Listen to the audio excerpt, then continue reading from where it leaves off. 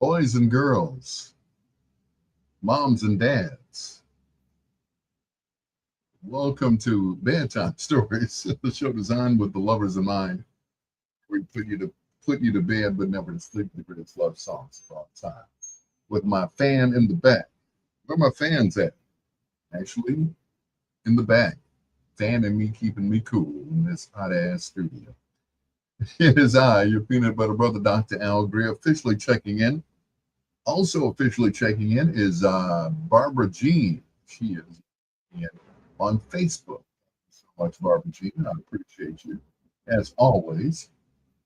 And everybody else who's checking in on Facebook later on, we appreciate you as well.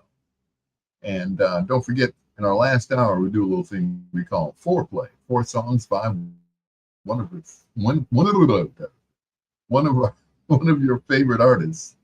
And that, of course, is in our last hour here on Bedtime Stories. Once again, with your peanut butter brother, Dr. Al Grizz, we kick it off with the stylistics. And hurry up this way again on Bedtime Stories.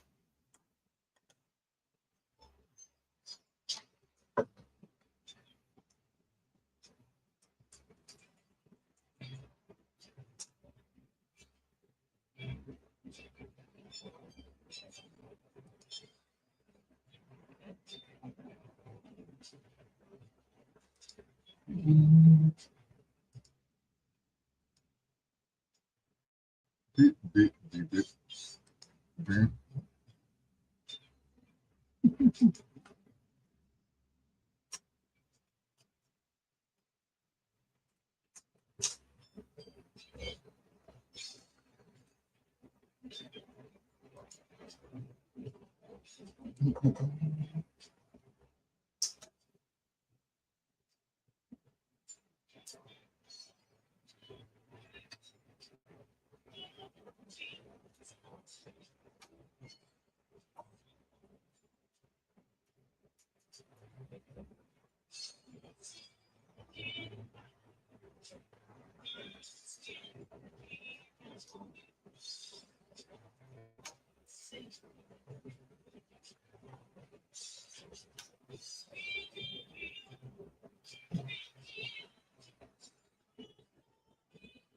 And also YouTube. Yeah,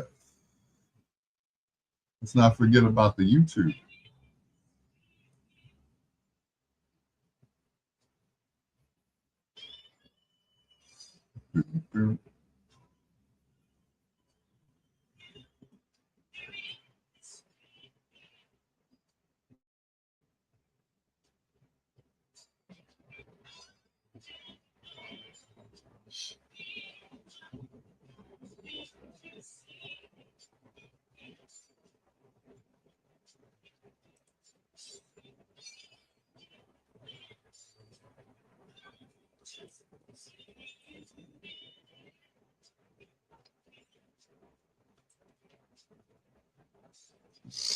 See, my dinner's ready.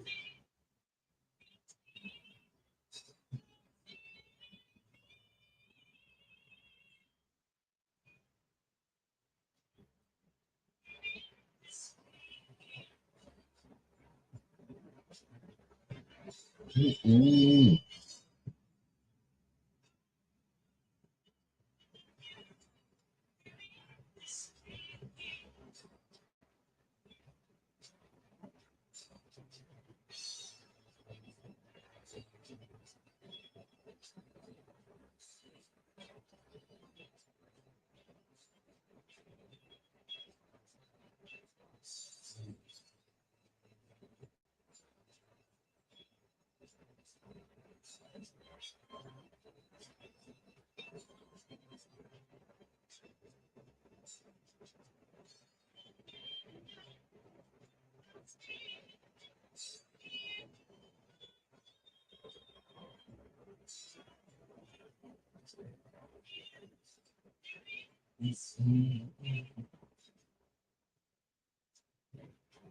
Mm-mm.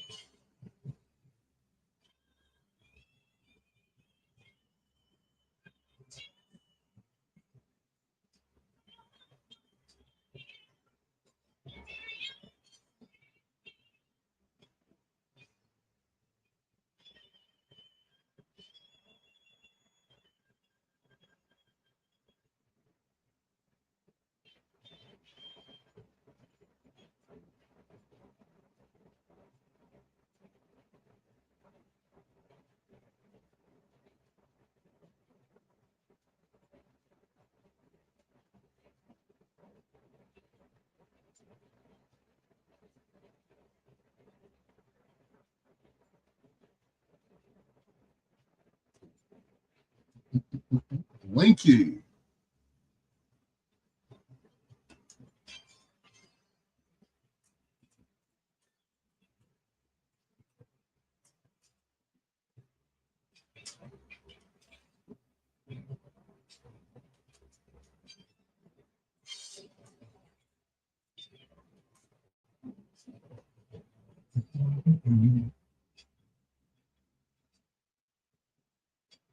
Bing, bing.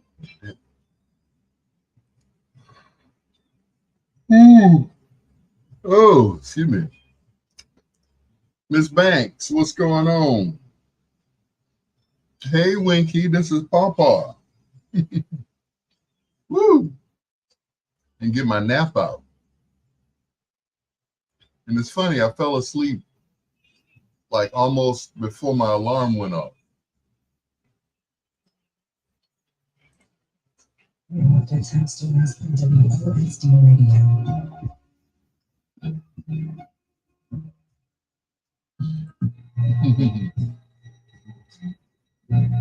Hey, Winky. All the time.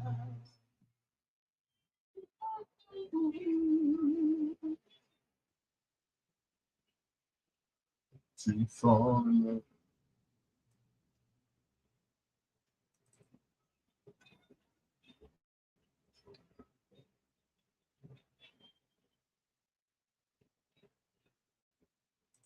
Like you're gonna have a house full of cheering.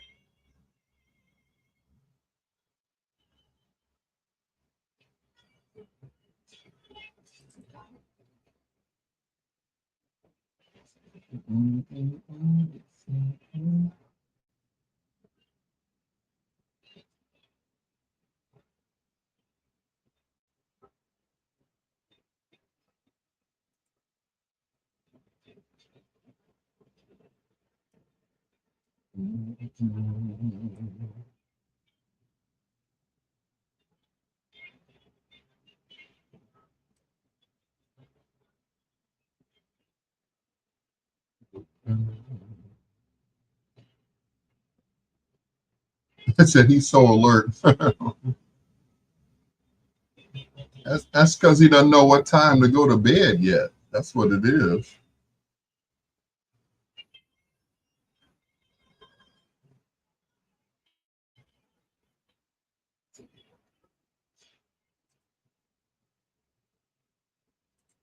Once he knows, when it's dark, go to sleep. Then he'll figure it out then.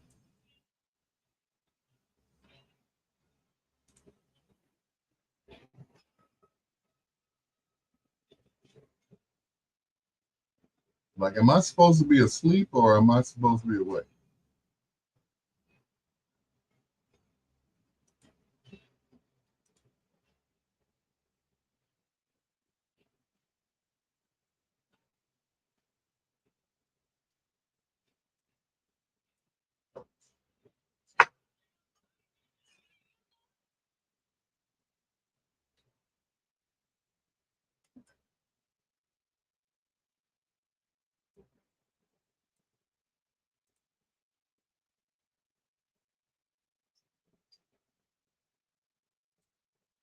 I certainly will.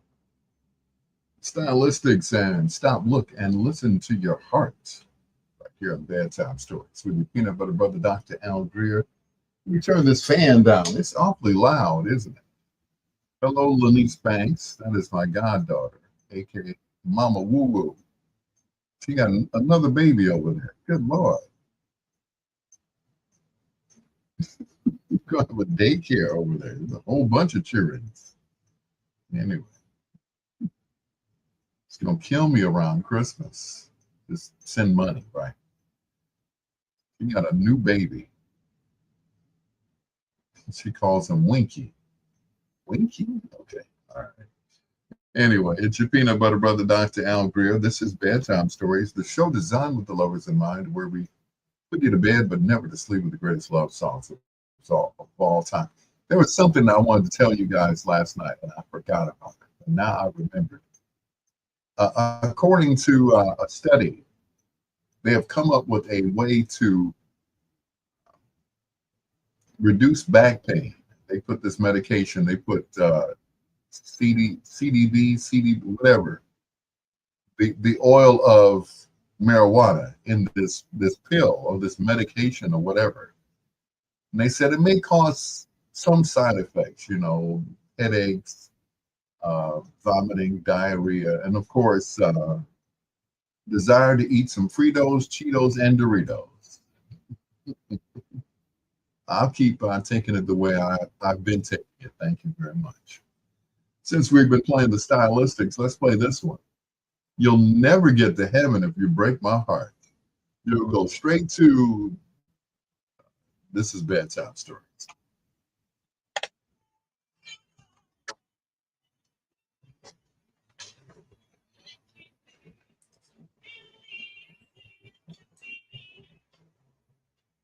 Do, do, do, do, do, do, do, do.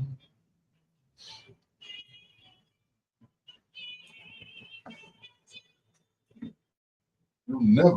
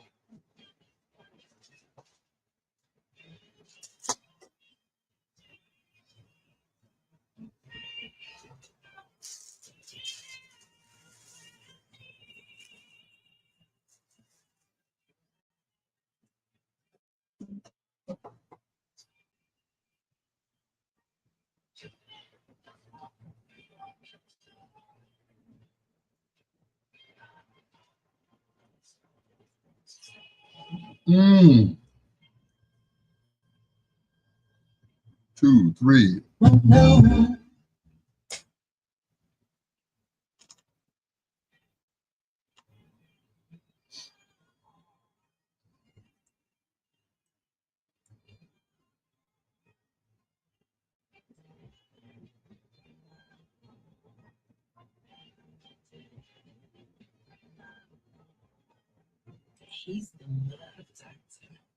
Yes, I am.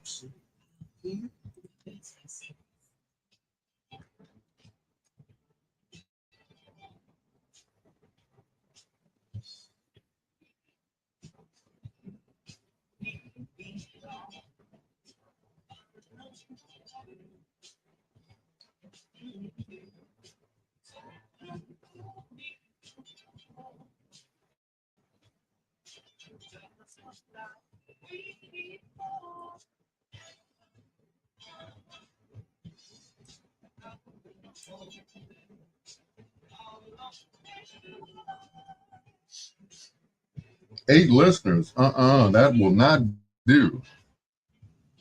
I need more power. More power.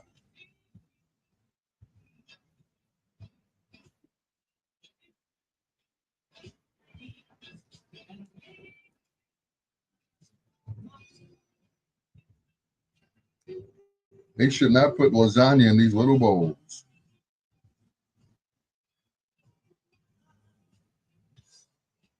Mm.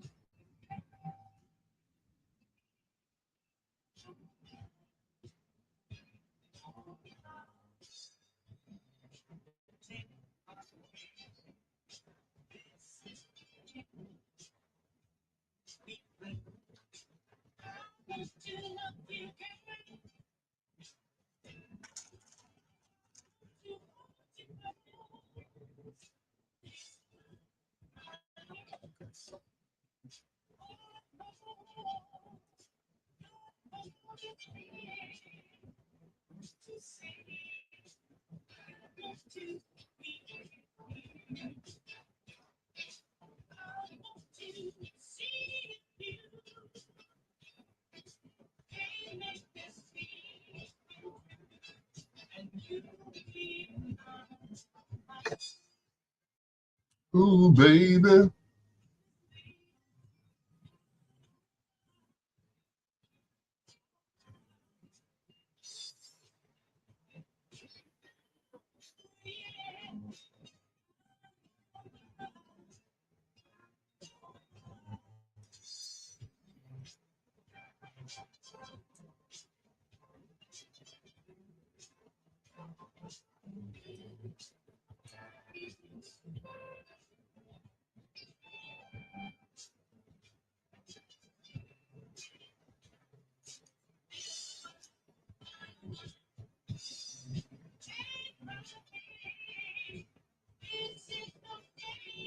We play.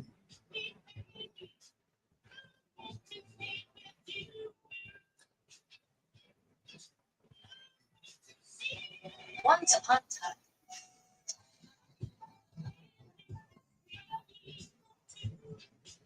I did not want all these games on my phone. I never play games on my phone. Never ever. Somebody bring me some top.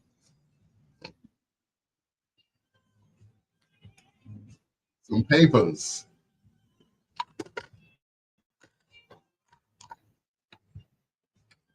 I know that's not gonna happen, but a man can ask. Need some papers.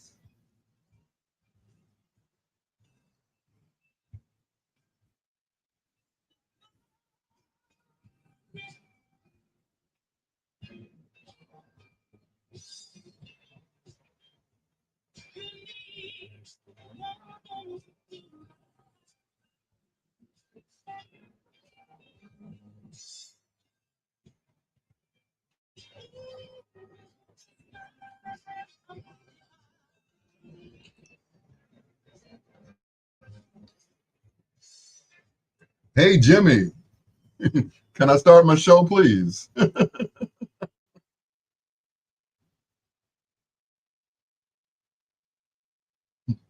Poor Jimmy.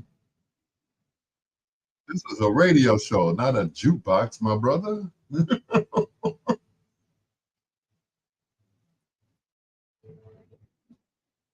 That's probably why they like Ray Neal better than they like me. I tell the truth. It is your peanut butter brother, Dr. Al Greer. The stylistic said, mine, all mine. Right here on Bedtime Stories. With yours truly, your peanut butter brother, Dr. Al Greer. Jimmy Williams thinks this is a jukebox. Stevie Wonder knocks me off my feet. No, no good evening or nothing. Oh, it's 9:20. Well, at least you can tell time, brother. Let's start the show first with some music that I pre-programmed. That's what we do, which is probably why they like Ray Neal more than they like me, because Ray is Mr. Sunshine. Me, I'm the Prince of Darkness. They hate my butt. Ain't lying. It is your peanut butter brother, Dr. Al Greer. This, of course, is Bedtime Stories, the show designed with the lovers in mind, where we put you to bed but never to sleep with the greatest love songs of all time. Can I at least play the birthday boy first, Jimmy Williams, before you start turning into Elroy Smith or somebody? Let me program his show because he doesn't know what to play. I've only been doing this for 45 years, Jimmy. Anyway, happy 90th birthday to this gentleman here, Johnny Mathis. No, that's not how we do things here, Jimmy. Jimmy, Jimmy. I know I'm not as old as you are, but I'm real chill, brother. Let me start my show first. Let me get through the first half an hour. I know it's 9:20. I can tell time. I got a camera. I got a clock on this one, a clock on this computer, and one on here. And none of them say halftime into the show, brother. You know, This is not the Ray Neal show. I'm gonna play your song, but at least say good evening or something, brother. I'm not a hard brother to get along with. You know, but probably the coolest brother that you'll ever meet. I know, right? I know you straight up gangster, but I'm from 47th Street, brother. But that's not how we do things around these parts. But I didn't though, you know. But yeah, I'm pretty chill when it comes to something like that. You probably used to bossing folks around, but you know, grew up in Bronzeville, living in Inglewood. What can I tell you?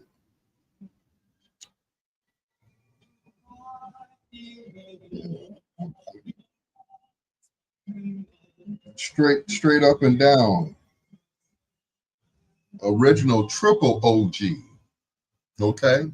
You understand now? Okay, all right, my man.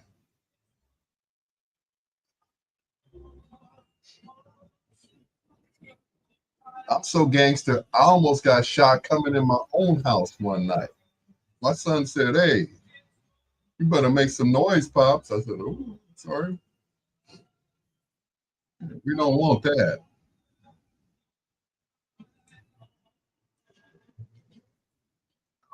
We shoot first, ask questions later, and we'll speak at your funeral because I'm a licensed minister.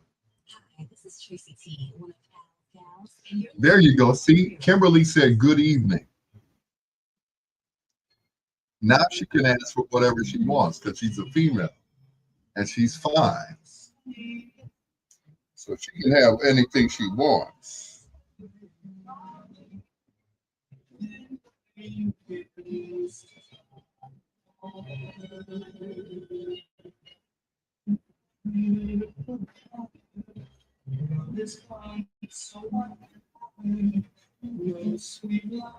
She says, my name isn't coming up on, yeah, all of them say connected.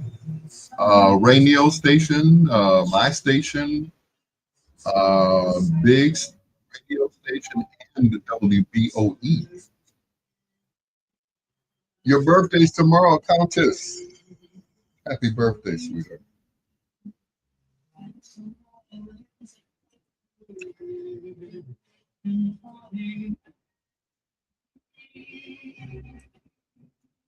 And Jimmy just come in like, straight up Al Capone. Hey, Al, play Stevie Wonder. I'm like, whoa, hey. But that's good. Everybody, I, I said Countess. What did I say? Oh, he come in with guns blazing, like he James Brown coming to look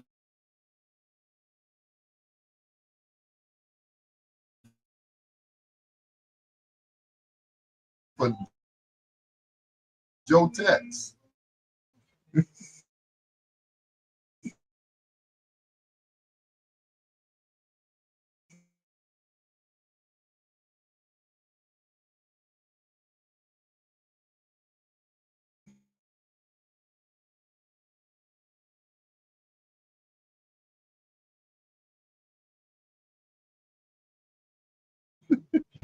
Man, boy. I ain't made to have heart. You gotta have food.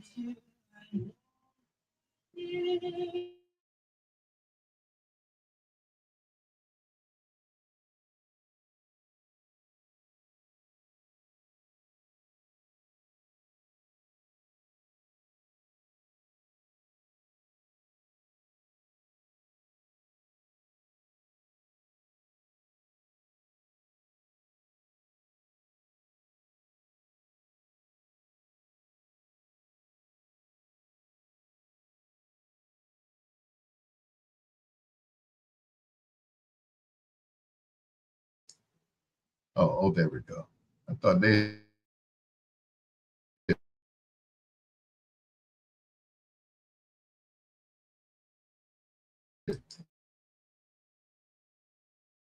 shut my blame him for it.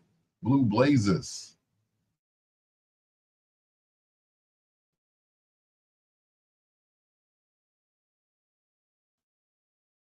That's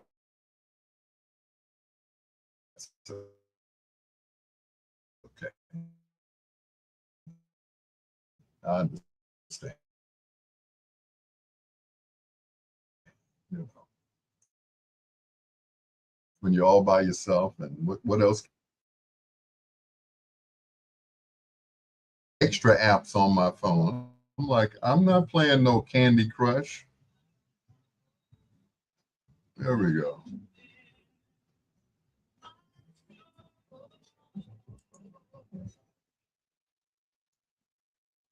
Mm-mm. Atiba Buchanan, what's going on? I can hear it on my phone, but it doesn't show your name. It says Marvin Gaye got to give it up. Yep, it's on, no, sweetheart. I promise you. Let me check. That seems to be bugging you. So let me my thing is as long as they can hear me, it could say Little Richard and doing the butt.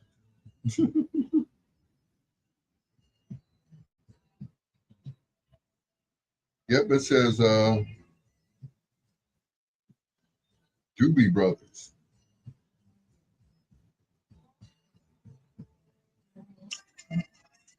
Yes, there it is.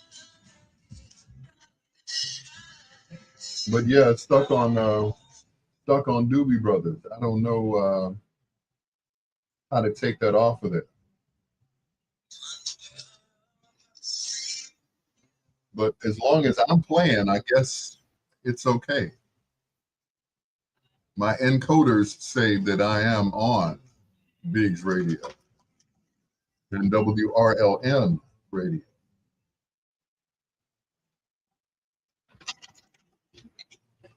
I don't believe I'm drinking strawberry pop.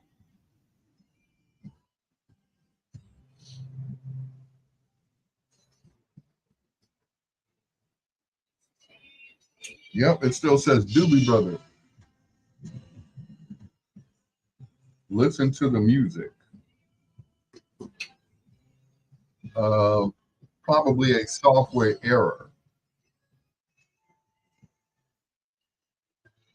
I don't know what to tell you, but to keep listening. That's one thing. Just keep listening to it. It gets greater later.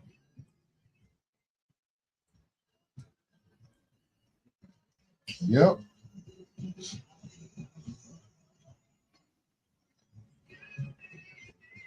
that's crazy.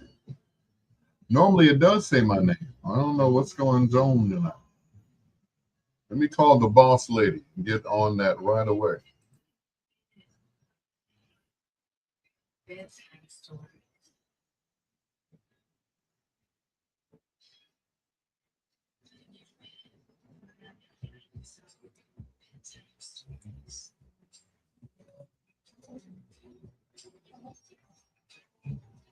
You send her a text right now. Why ain't my name up there?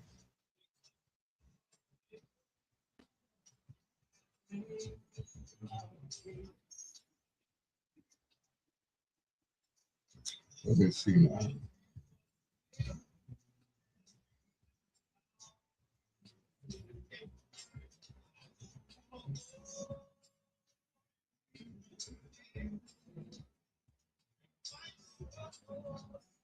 Hey, Biggs,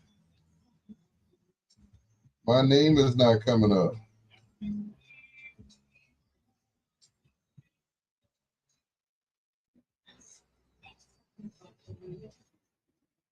On the app. There we go. Put in my request there.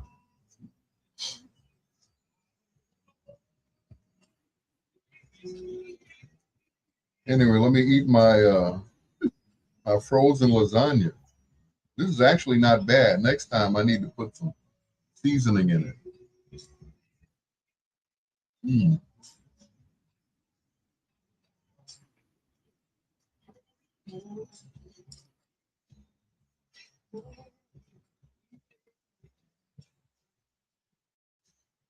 Mm.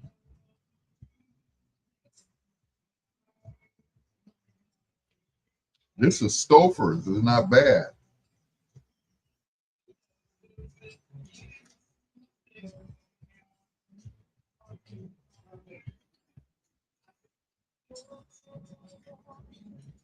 You go back to these apps, get some of this stuff off here.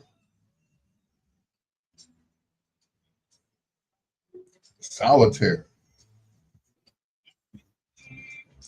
I got solitaire on my not laptop, but my tablet.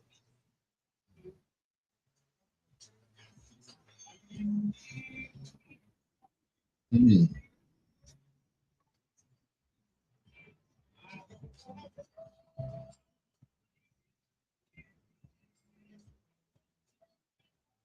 Vita Mahjong. I don't even know what that is. Sound like a chick I dated back in the 80s.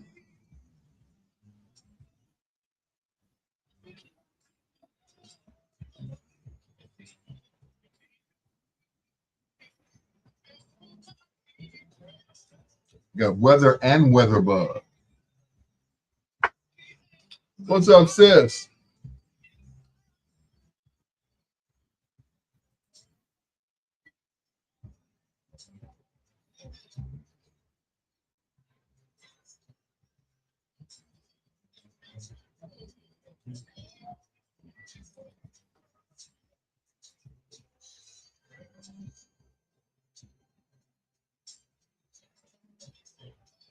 I love you.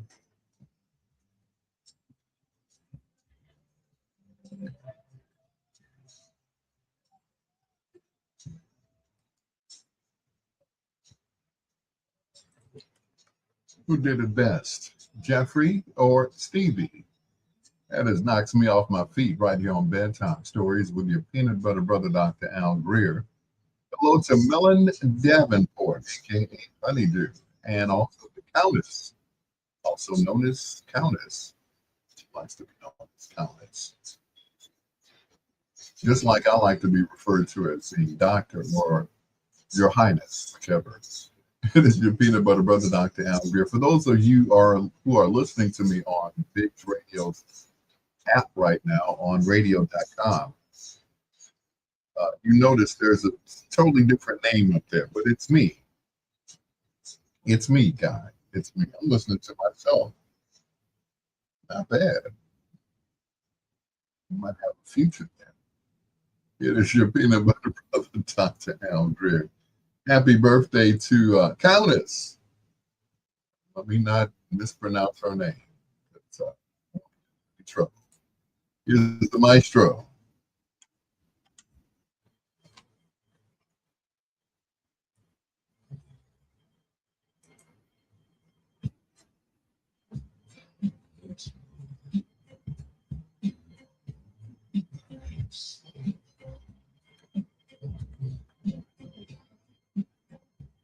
I know I put your song in here.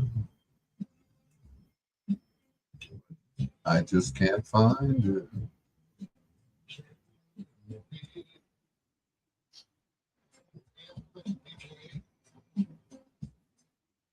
Oh, there we go.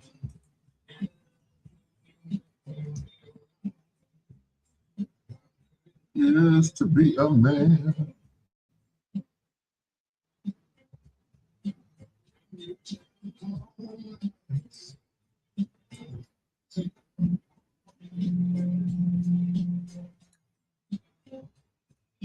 At least I can play one of them. I don't know where the other one went.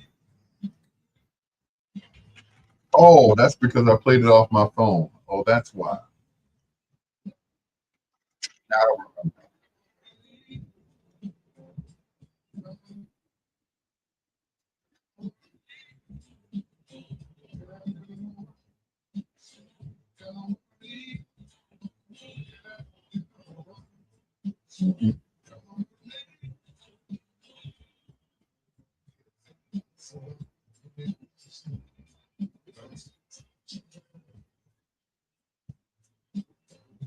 See, recorder, private computer services. I don't even know what that is, so I really don't.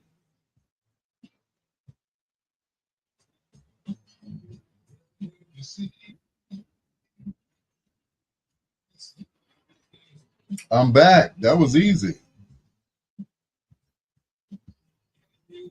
All I had to do was send out the bat signal to the boss lady.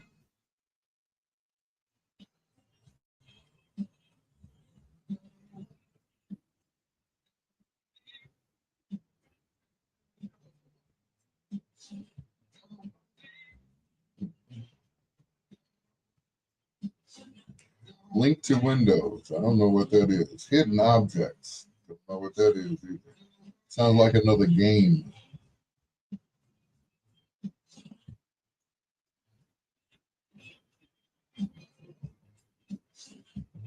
Class. What that is.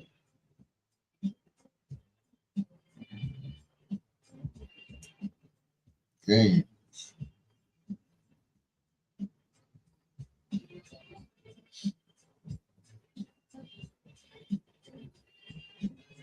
It came pre-installed on your phone. Okay, cool.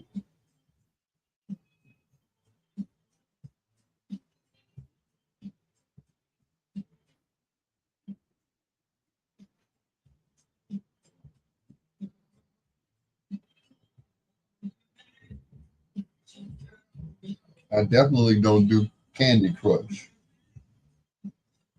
I don't even know what that is.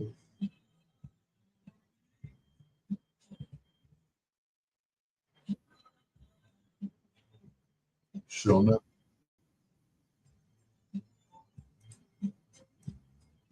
Jimmy Williams, aka Michael Corleone.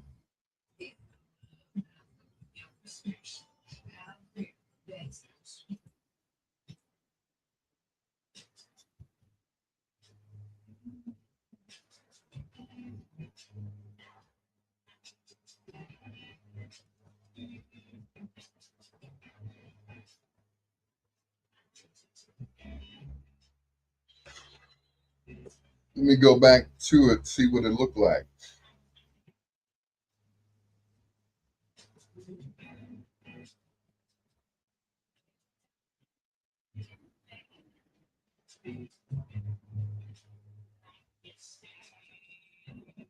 Still say, listen to the music by the Doobie Brothers.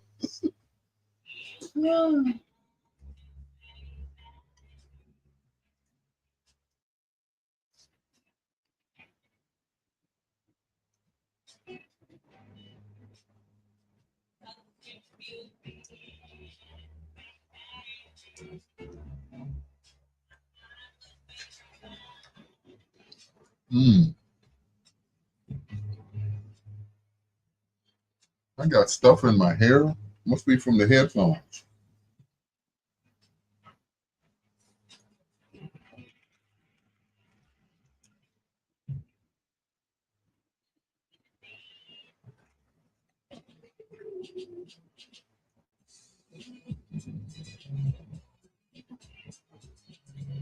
Oh my.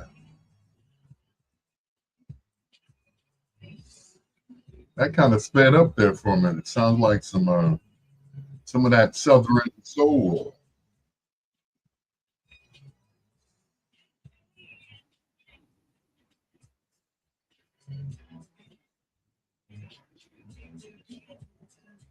Mm.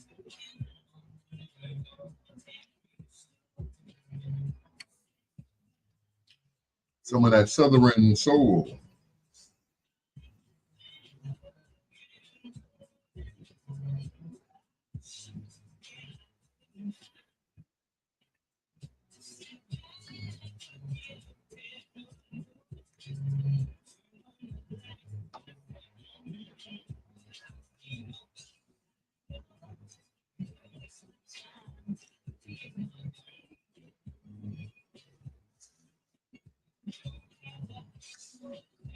Let me go out of the app and come back in.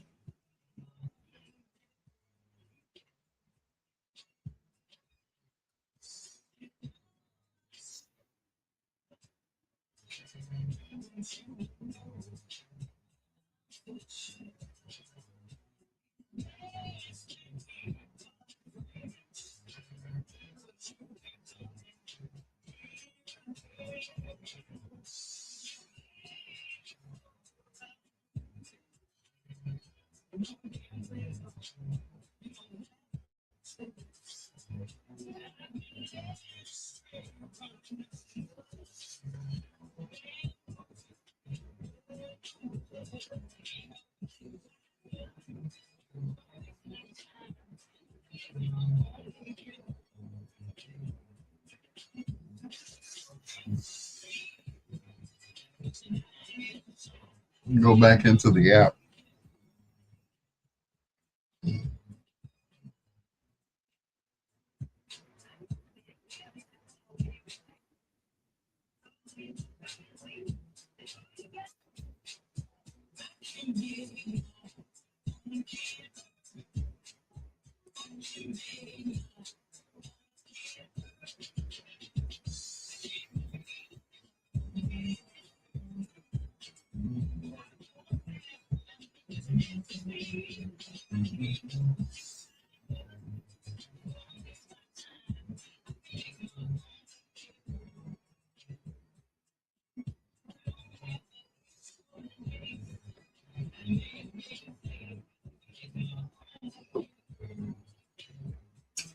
Ooh, Lord, help me.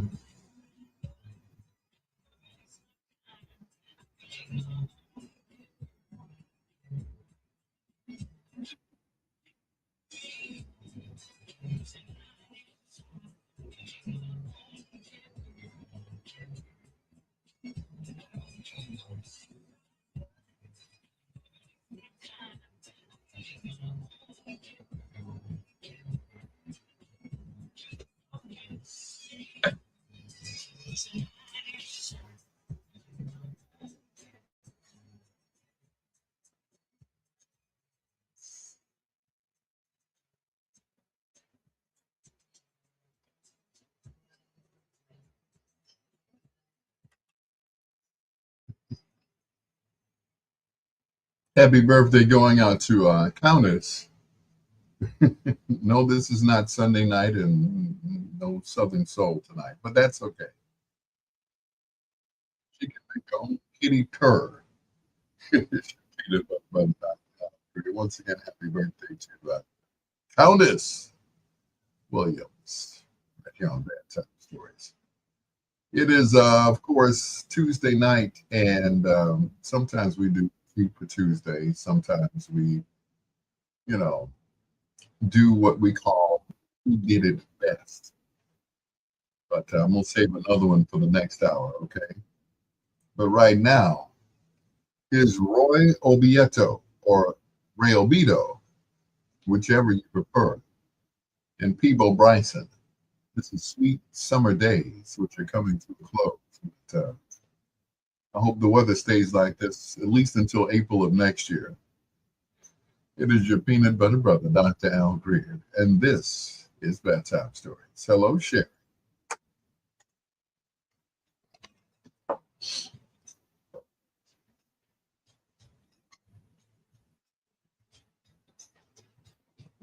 Scuba Dooby.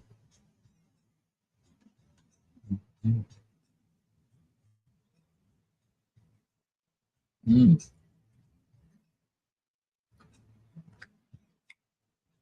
It's doing the same thing on my app. What be going on? Still says Millie Jackson, will you love me tonight? Mm.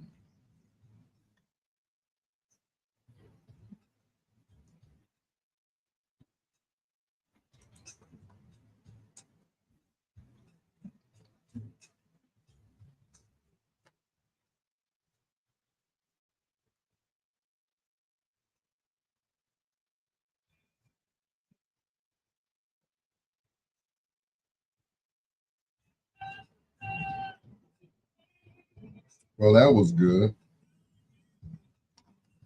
Just wasn't enough.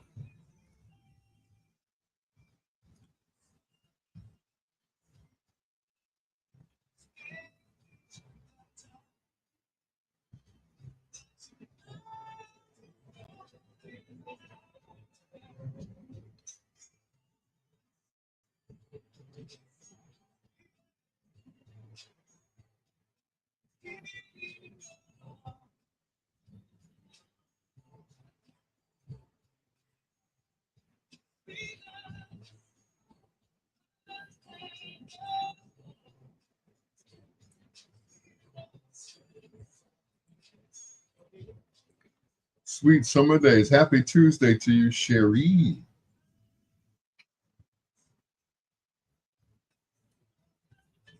Thank you for being on my Facebook Live.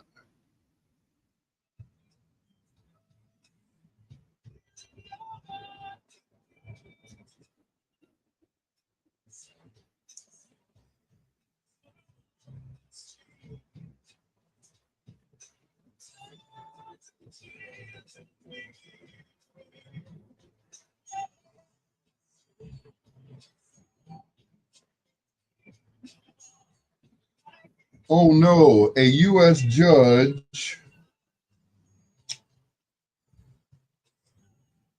rejects bid by Sean Diddy Combs. So, oh, facing up to 20 years in prison after that. Wow. Sean was accused of paying male escorts to travel across state lines to have sex with his girlfriend. While he recorded video of their activity and masturbated, he pleaded not guilty to all charges, which could have landed him in prison for life. So what's the difference? He's facing up to 20 years and he's 55. You do the math.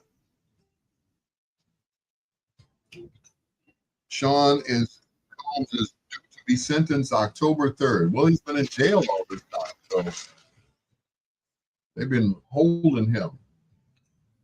Probably been holding himself.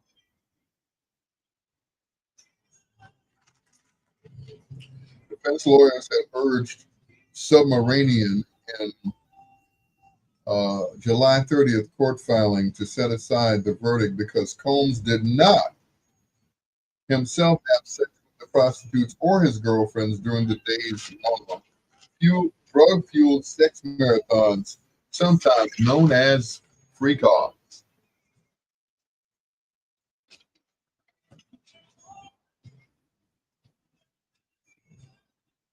They argued that Combs was recording video of the encounters as amateur pornography, which they called protective speech under the U.S. Constitution's First Amendment. He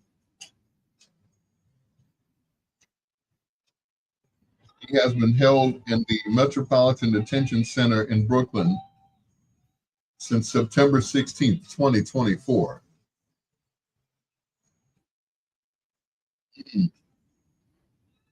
Freak offs.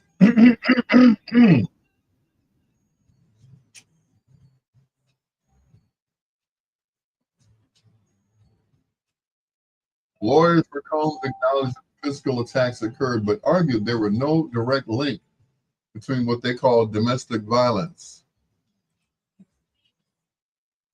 and the woman's participation in the sex performance. Cassandra Ventura, known as Cassie, and a woman known by the pseudonym Jane. Jane, stop this crazy thing.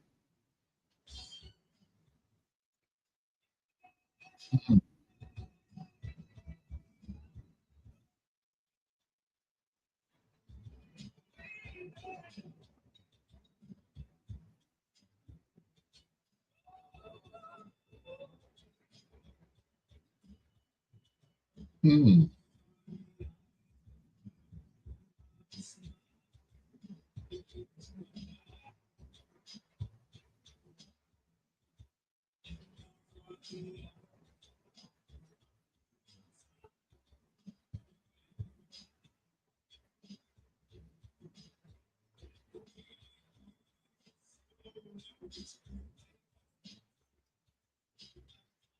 Interesting.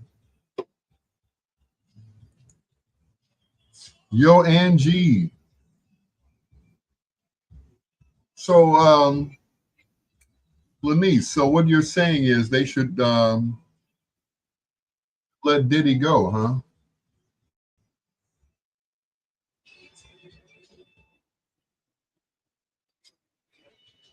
And I guess you think they should let R. Kelly go too, right? Is that correct?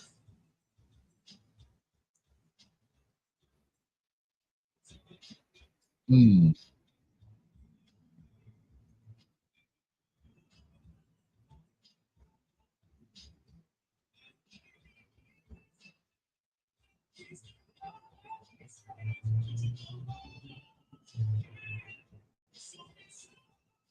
That's interesting.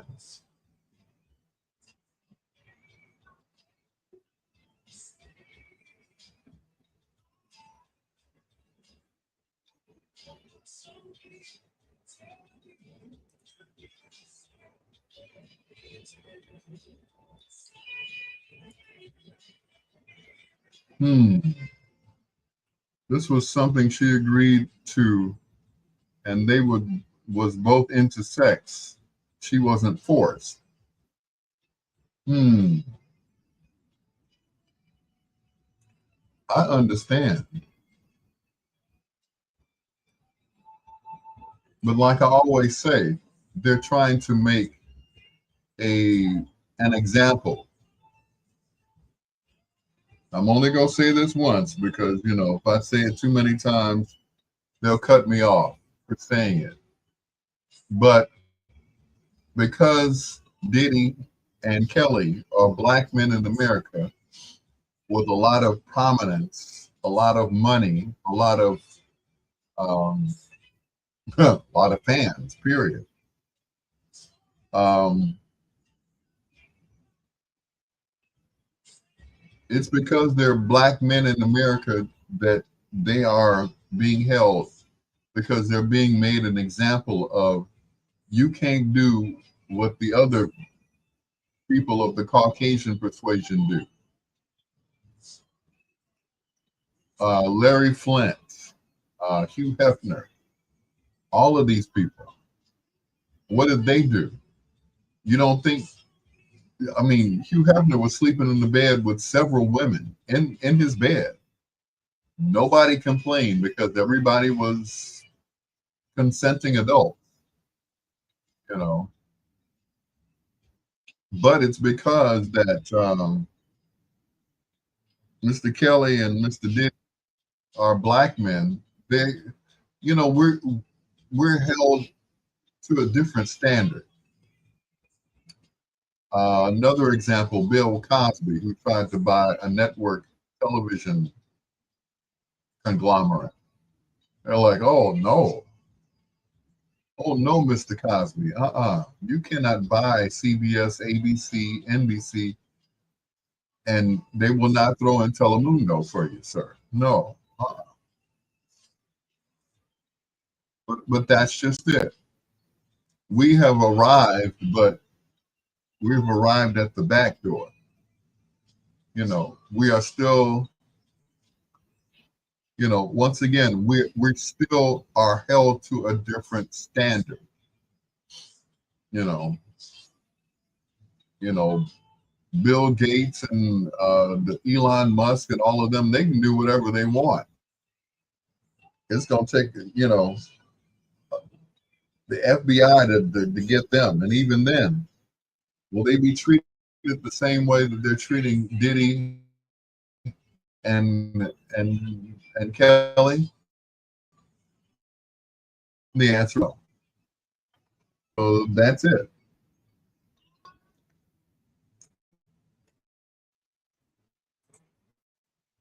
And it's people Bryson and show and tell originally done by Al Wilson. Bedtime stories. It is not to Al here. And on Facebook, we're talking about Diddy and R. Kelly about letting them go. Now, my thing is, we're held to a different. You know, they're not Hugh Hefner. They're not none of those people. We're held differently. we are African American. We, no matter how much we have in our pockets, some people cannot be bought unless they want to be. And that's all I'm going to say about that. So, meanwhile, Kelly and Diddy will remain in jail until they are satisfied enough to let them go. It is your peanut butter brother, Dr. Al Greer. They, you know who they are. Okay, I don't have to go through that, right? Once again, this is Bedtime Stories. And now a word from our sponsor.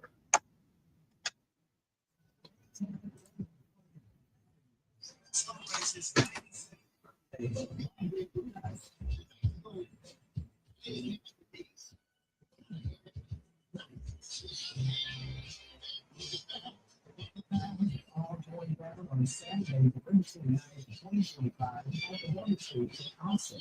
On 5000 West and Hayden Street, Street. We don't want to miss this affair with special performances by Joyce Brown, featuring Macarilla. And remember the Shadows.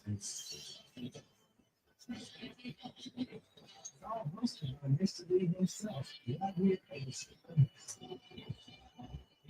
Rush, 3-time Grammy Award winner, coming home to celebrate with us. For tickets, contact Mr. Lee at 708-369-0998. Melda at 708-362-3662. Chicago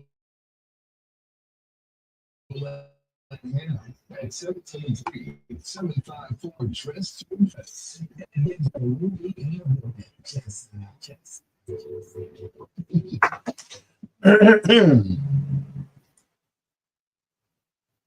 We are WOSD Radio DB Chicago, WCHI Biggs Radio Chicago, taking you from the 8-track to the latest app. WRLN Radio, a radio media station, only the best of everything, by Professor Betsy Miles. It is your peanut butter brother, Dr. Al Greer. Kimberly Patterson saying, what you do in your bedroom is your business. If a man is a freak, then that is his business. Now, I do not agree with the domestic violence. However, Cassie went back to him after the video and stayed with him several more years. He being Diddy, Sean P. Diddy Daddy Combs. Obviously, she liked being in the limelight. Some people love power. And people like Diddy and R. Kelly have power. Some people got with Kelly because they thought that they were going to be on Jive Records. Not. He's not even on Jive Records. So, things happen. And like I always say, and I got this from Nat King Cole, Wall Street is afraid of the dark, or the dark is. Here's the first of two in a row from singer, musician, and producer, Mr. Michael Henderson. This is Let Me Love You on Bedtime Stories.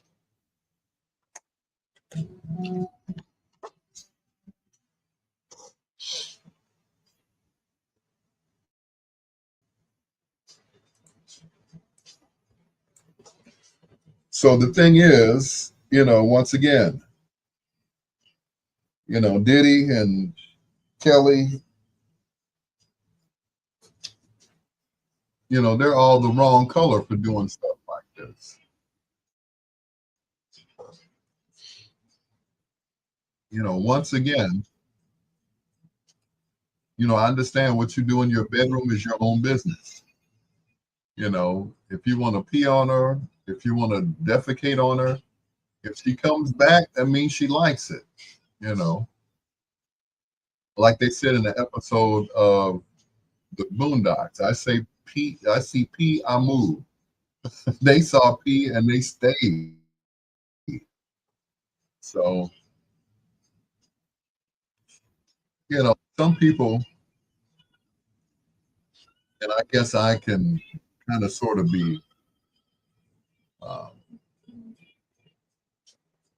I can kind of sort of be guilty of that.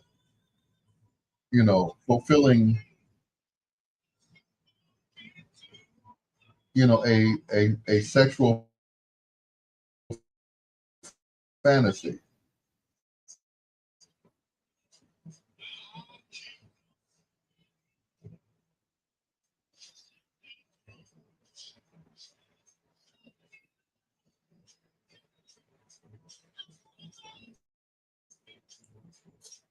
But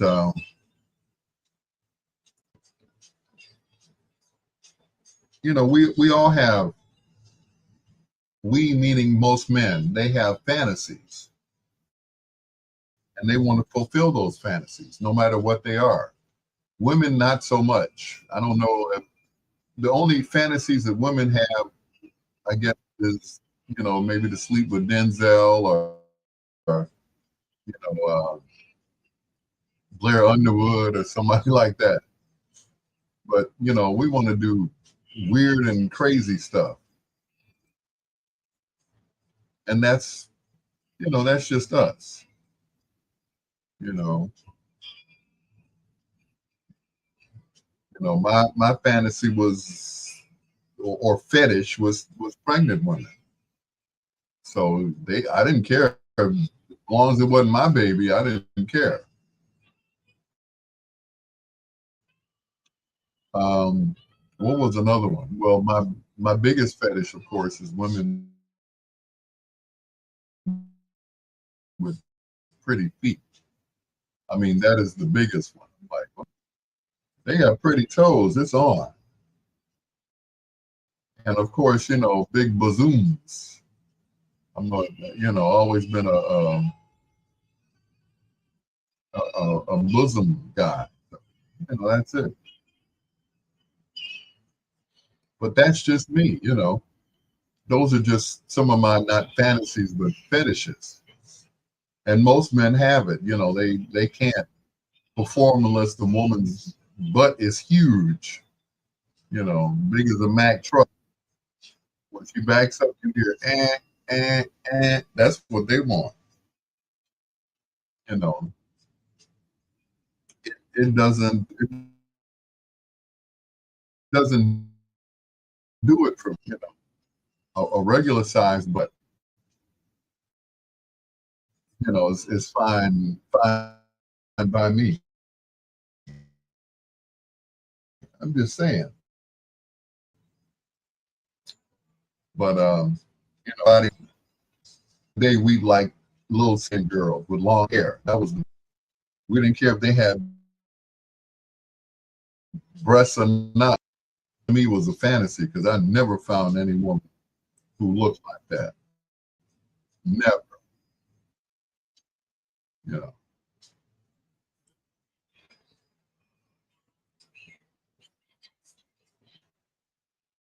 Probably why I stopped. And I started looking at the full figured women, and that became my go-to, because you know, the girl guys talking to the little skinny light skinned damn near white girls, and they'd be like, well, what's wrong with me?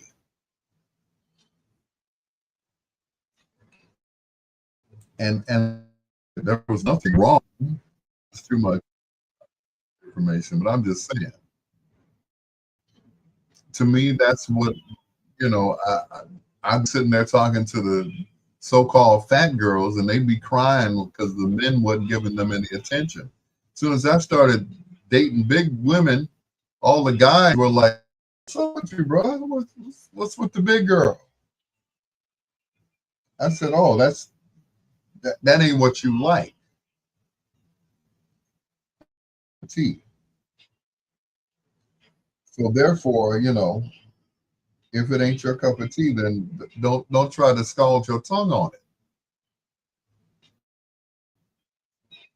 Lanice says she loves men with big shoulders. Women tend to date men or are attracted to men who remind them of their dads. Same way with fellas. women who remind them of their mothers. And my mother was she was a big girl. She was a full figured, well, she was a model. She was just full figured.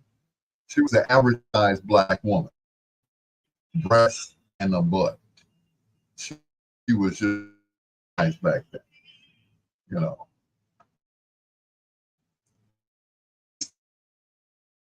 Standards. She was she was average size, you know. So that was it.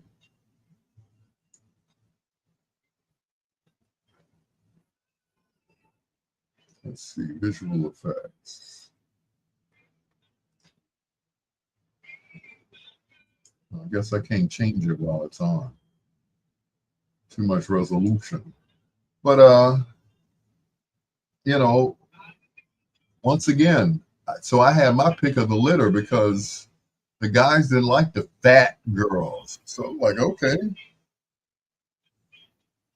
So I dated everybody that, and these weren't sloppy fat girls. These were like, these were plus size looking models.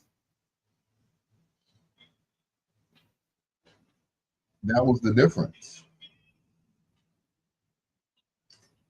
Like we always say, big girls need love too. So therefore, they got the love from me because that's I what I like. So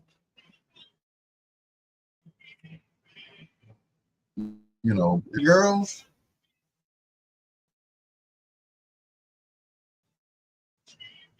and as they got older,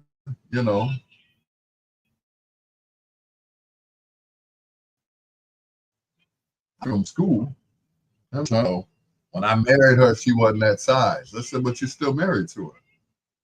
So it must be something going on. But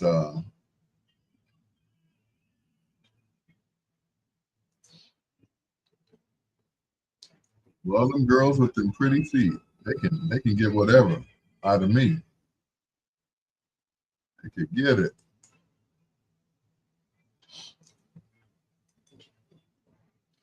You got some pretty toes, it's on. Let's see. Oh, my niece is on here. Lamar Daniels, Hazel Honey Greer. What's up, cuz? Ken Watlington, Avery Pack, Atiba Buchanan, the PD of WVON.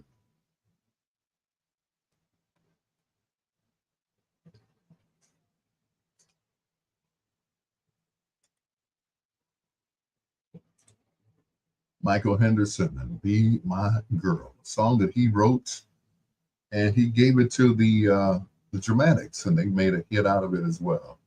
It is your peanut butter brother, Dr. Al Greer, keeping you company with the greatest love songs of all time here on Bedtime Stories, as we talk about anything and everything on Facebook.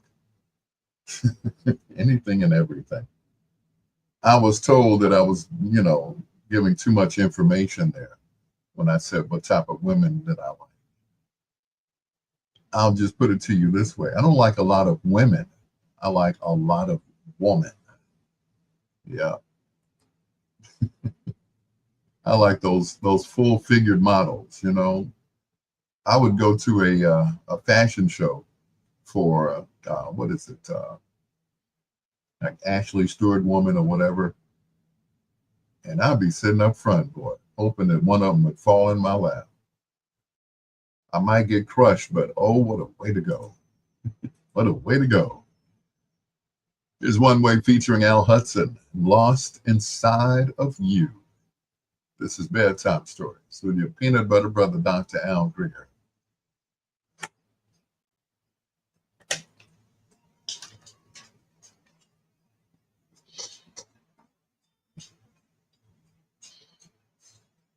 But yeah, I love the big girls. I ain't gonna lie.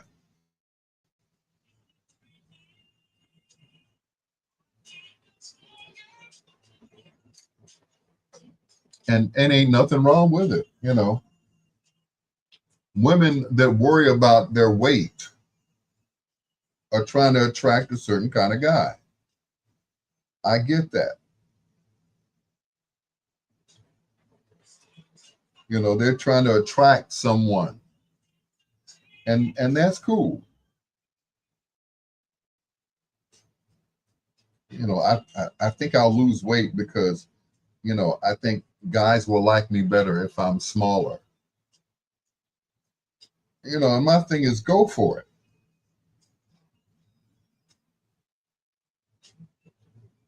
You know, go for it. If that's what you want to attract, then, you know, lose all that weight, get down to a size 2, and see how many guys you attract. Meanwhile, the big girls, send them over here to me. You know, they will be well taken care of. Trust me. I tend to I tend to spoil mine. And look where I am now. Still single.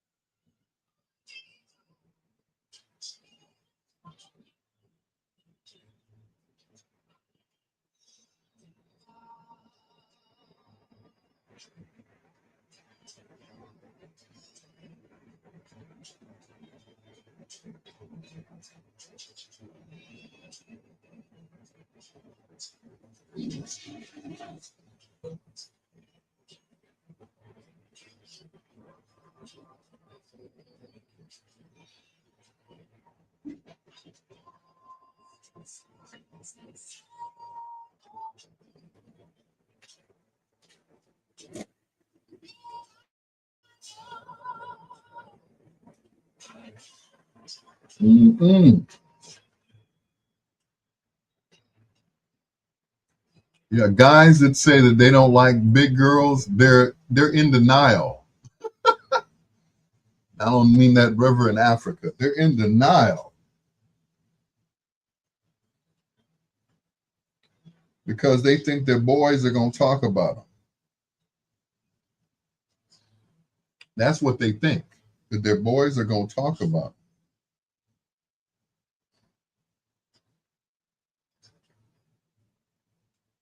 So therefore, they tend to stay away from them, even though they like, ooh,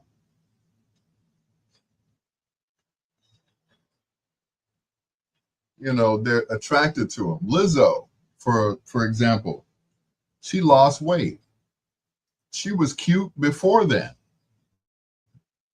you know, and a lot of people tend to think that she's cuter now than she was when she was, you know, a lot bigger.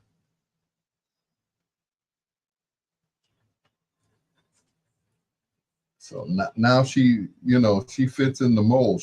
I mean, don't get me wrong, she's still full figured. She's just smaller than she was before. So a lot of guys are more attracted to her now. But think, if Nicki Minaj were a little bit bigger than what she is, fellas, would you kick her out of bed? Probably not. Nicki Minaj, Megan the Stallion, you know, they, I'm sorry, but they don't do anything for me. You're like, what? No, they don't do anything for me.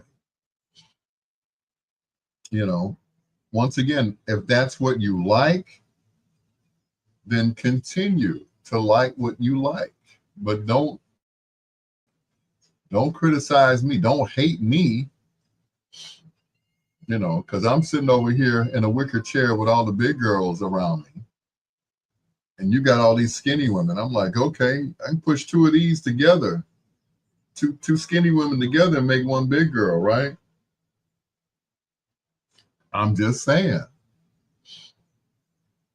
you know, once again, there's some women who come out thick automatically. And that's the way they are, and that's the way they stay for the rest of their lives, You know, some women have built a career on being full figured. You know, look at Queen Latifah. She has never compromised. She has always been the same, but she's tall, so it's well distributed. But she's always been, like we used to say back in the day, she's husky. So would she be any other way if she were smaller? And the thing is, no. She is who she is and what she is, and therefore there's probably no changing. She straight up who she is. The young lady in Jason's Lyric, Lisa Nicole Carson, always heavy set. When she was on Ally McBeal, she didn't flaunt the girls,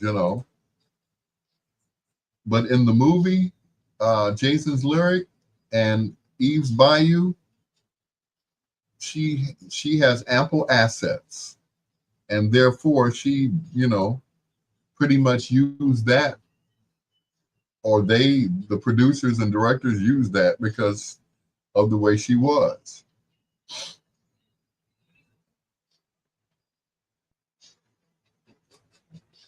So that's it. I'm just saying.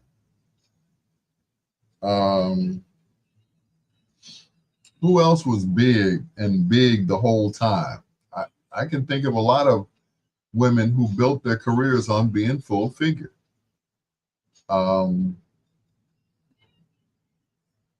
Dorothy Dandridge.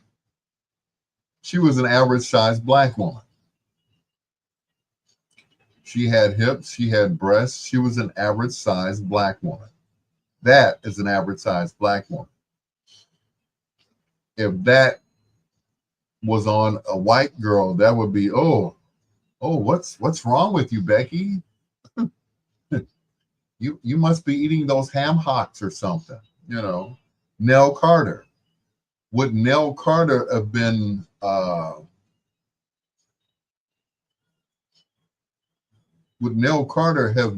as popular as she is, or as she was? Unfortunately, she passed. Would she have been that popular had she been skinny? And the answer is no.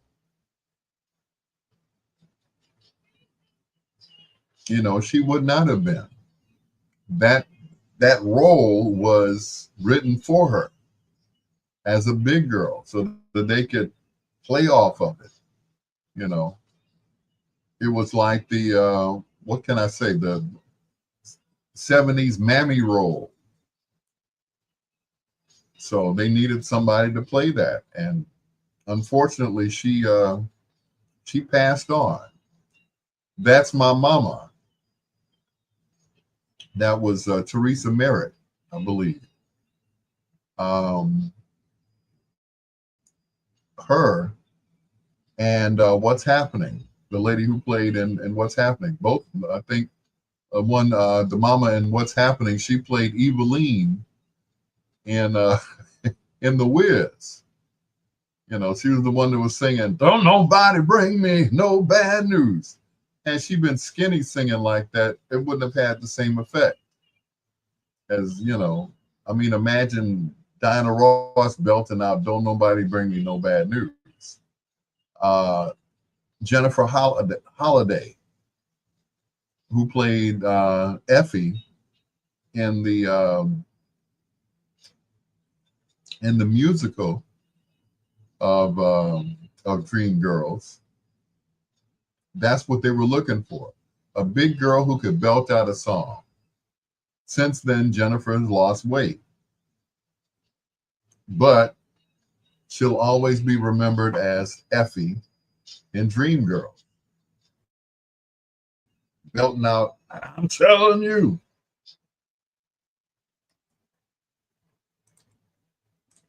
One of the songs they didn't do on Friday at the Clues Center in Indianapolis, One Way, Don't Ever Stop Loving Me. I don't think they'll ever do that song concert. First of all, I don't think it was a single. I think that was just something that we played off the album.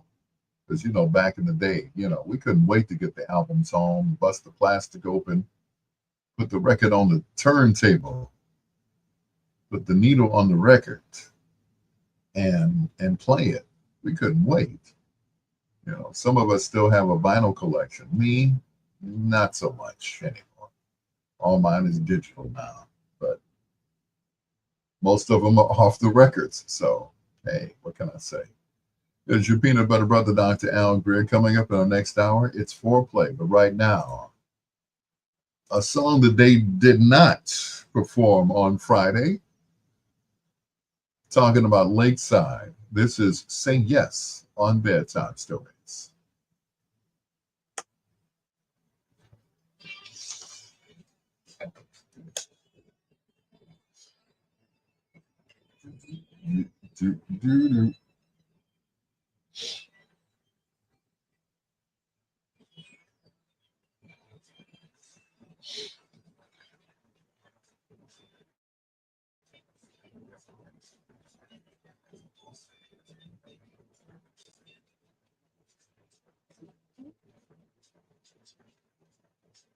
But yeah, all the big actresses, they had to play a certain role, and that was it.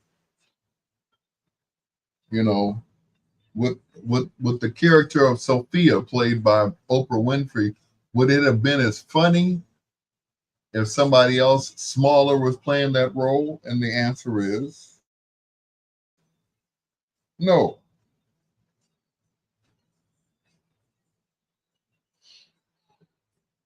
I can go on and on about the history of the big girl in the cinema. Let's go back to one of the first ladies who won an Oscar, and that was Hattie McDaniel, who got an Oscar for a supporting role in Gone with the Wind.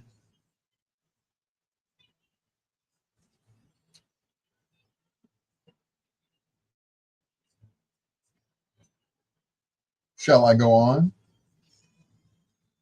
Would she have won the Oscar if she weren't that big?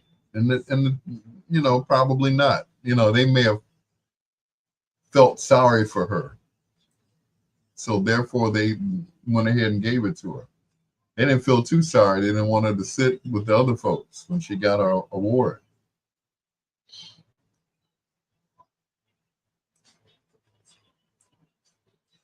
So, it goes on and on, the history of the big girl in Hollywood, how they only got roles because they were big.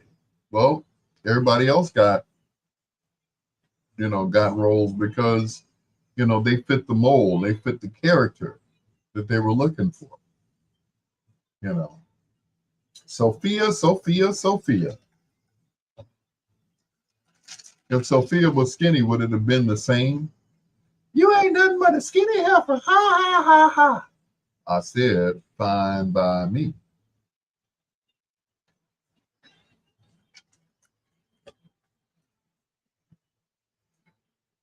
Would it have been as funny if it was two skinny women fighting? And the answer is no.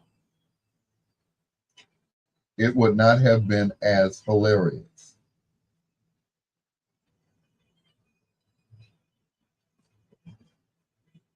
So once again,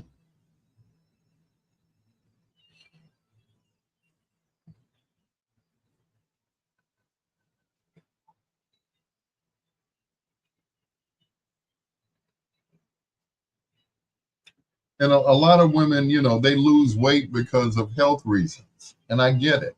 They get breast reductions because of health reasons. I dated a young lady. She had a breast reduction, but she was still a big girl. So once she, cut her breast down, she still had big, thick thighs, big legs. Um, what do they call it? The big back and everything else. She just had her breast reduced to maybe a regular D size, and she was like a triple D or E or F or whatever.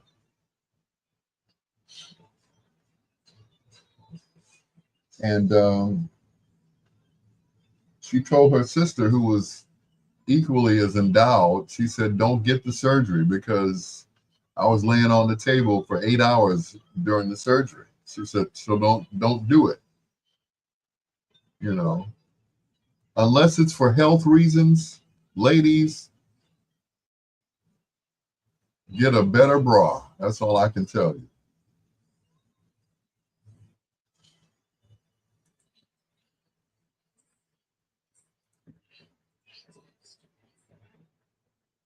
I remember going to a place called Fredericks of Hollywood back in the day with a young lady to get brasiers. And the lady at the counter said, "You can go back there with your wife." I said, "Huh? She's not my wife." Of course, years later, she became my wife. So I guess she was kind of putting it in the atmosphere.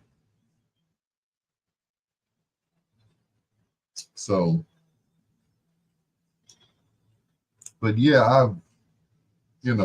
I make no bones about it. I like what I like. And, you know, hate me or love me. But I like, you know, thick thighs, big lips, that whole thing.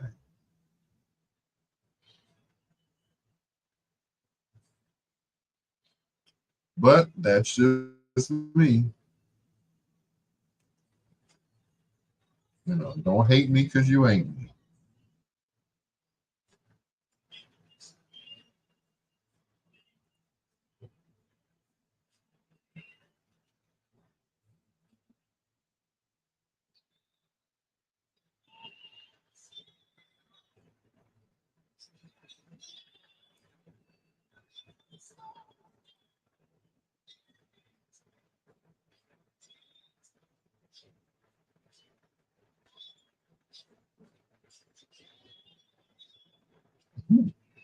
Well, Dorothy Jean thought I was telling a joke. I was serious.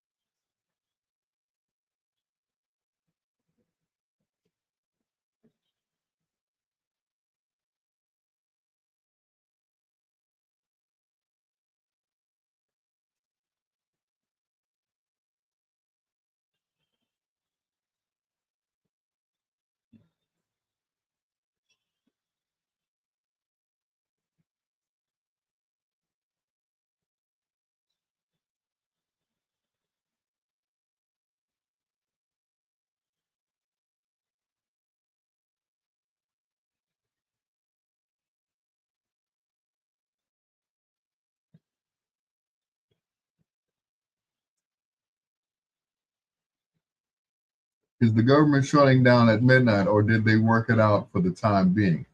That's a good question.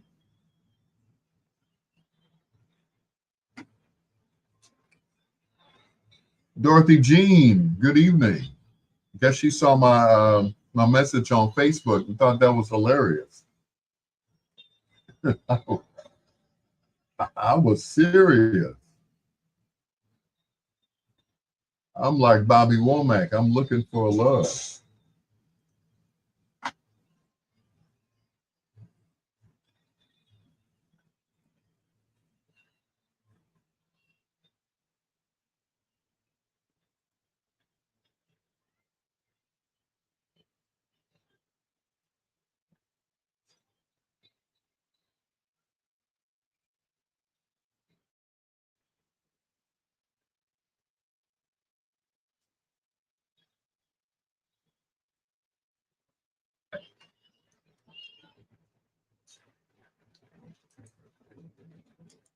Lakeside.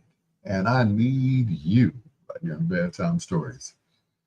With your peanut butter brother, Dr. Al Greer. Dorothy Steed, thank you for being on my live. She was commenting on something that I put on Facebook. Somebody put on Facebook, they said, you know, something to the effect of big girls getting on top. Oh, well, if he dies, he dies. And I said, hey, I'm looking for a big girl. I ain't gonna lie, you know. Sometimes you just have to put it out there. I ain't scared. I ain't scared. I've dated some big girls in my life, some big girls, but they were all pretty. They all could have been full-figured models. Well, most of them, for that matter. But I don't discriminate. I just don't. You know, as long as he's thicker than a Snicker. I don't like a lot of women. I like a lot of woman. It can function, baby. I'm hooked on the way you look. If you ain't at least 180, you ain't no lady.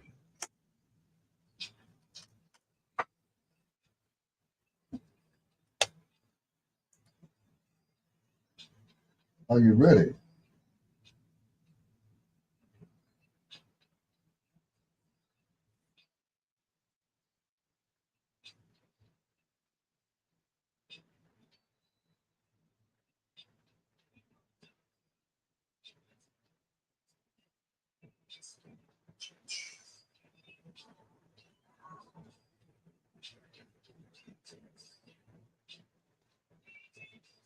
I need you.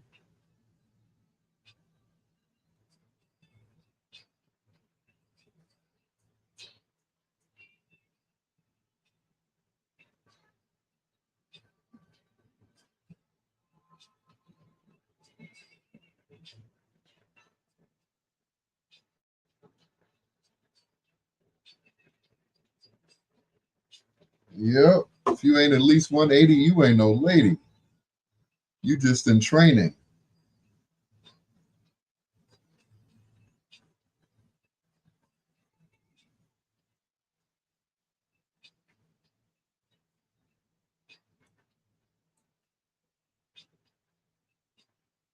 You just a lady in training.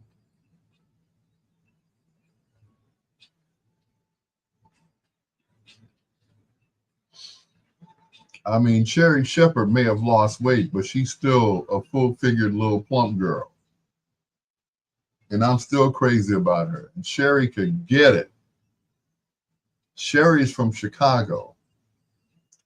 If she ever comes home and does her show, I'm going to be front and center.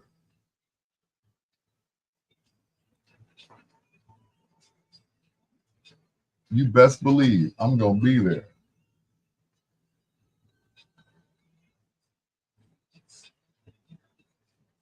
Because I don't care what nobody says. Sherry is fine.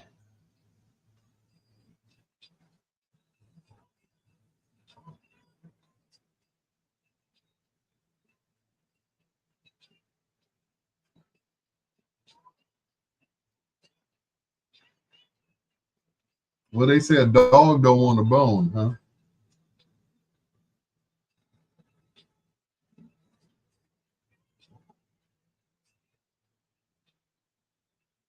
Nope, a dog don't want a bone.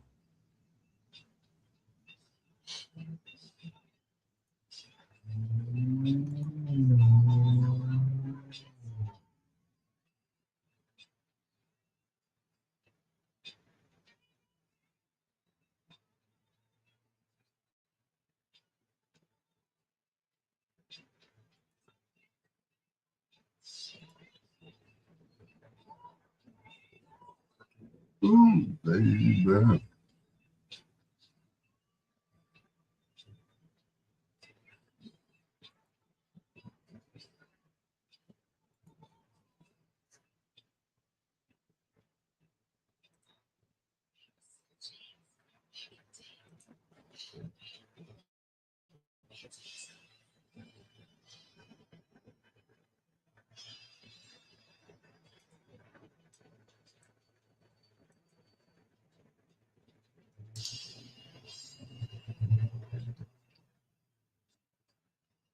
Do, do, do, do, do.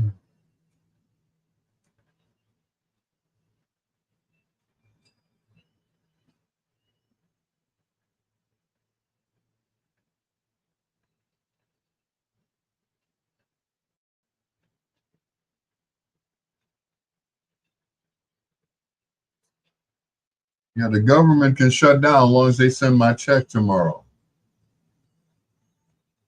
I needs my money.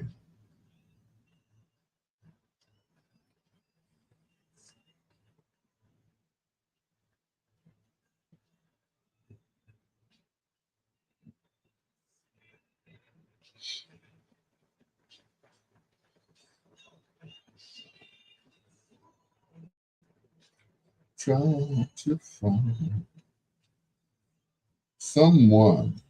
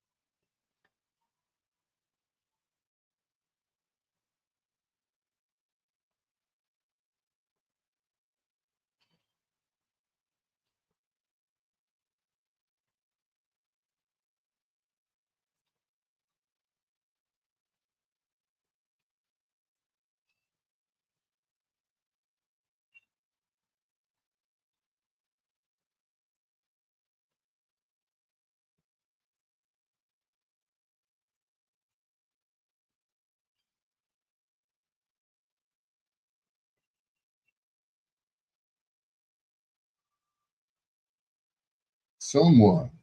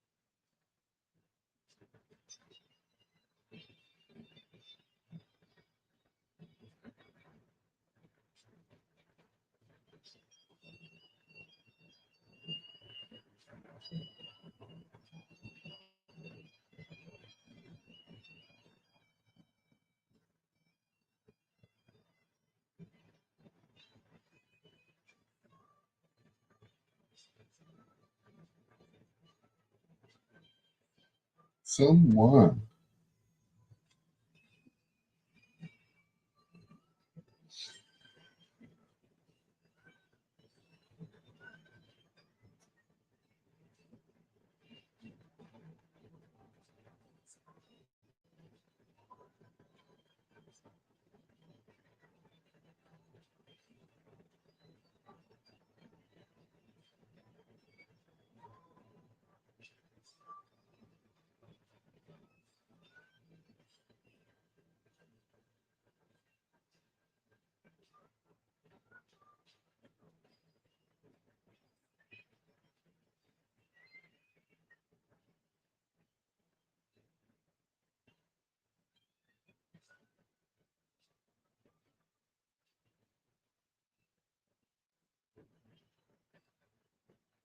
Full-figured women are okay, but I'm into 130 to 145 women who are properly proportioned, but there's nothing wrong with bigger women. So what you're saying is big women are cute for somebody else. Is that what you're saying?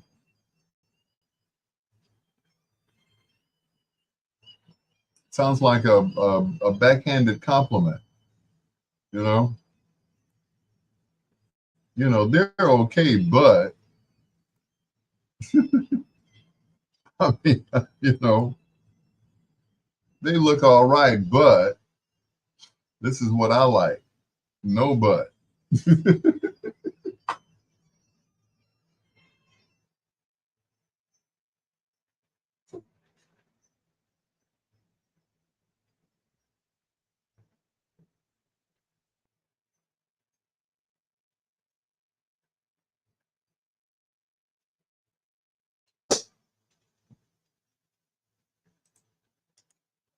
Turn row from confunction. Let me put love on your mind.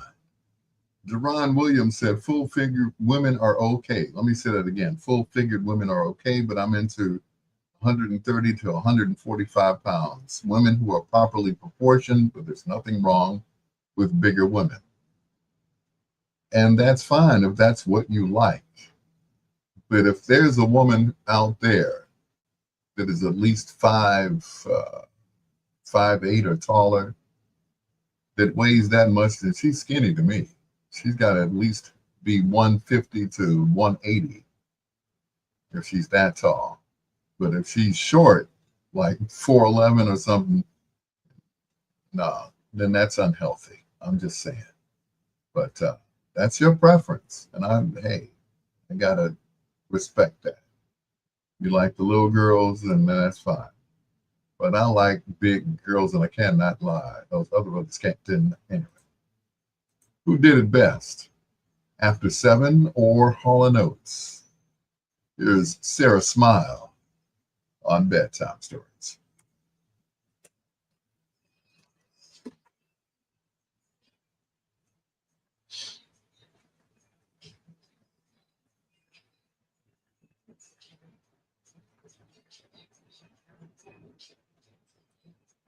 But, if that's what you like, then fine. But see, if the bed is up against the wall, she's going to get caught. She's going to get caught. I'm just saying.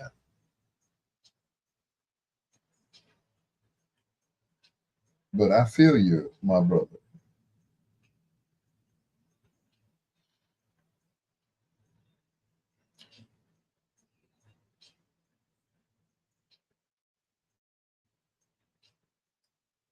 I feel you. I truly feel you.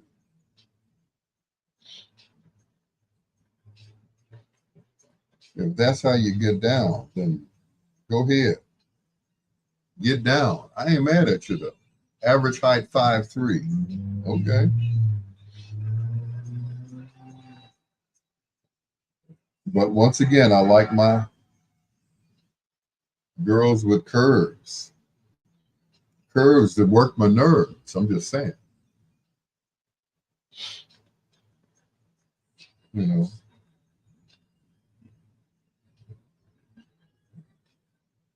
In the words of my partner Deli Dell, get down. Get down.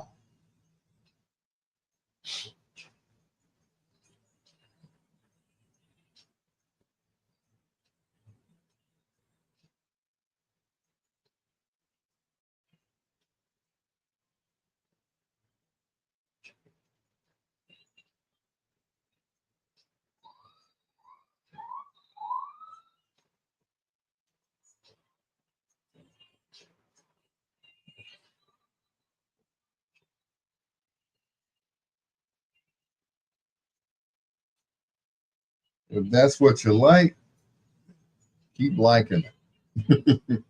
Don't let me change your mind.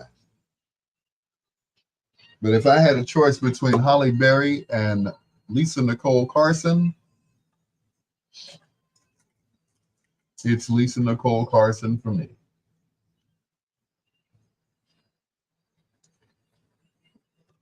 choice between Regina Carter and Nell Carter. It'd be Nell Carter. Um, I'm just saying,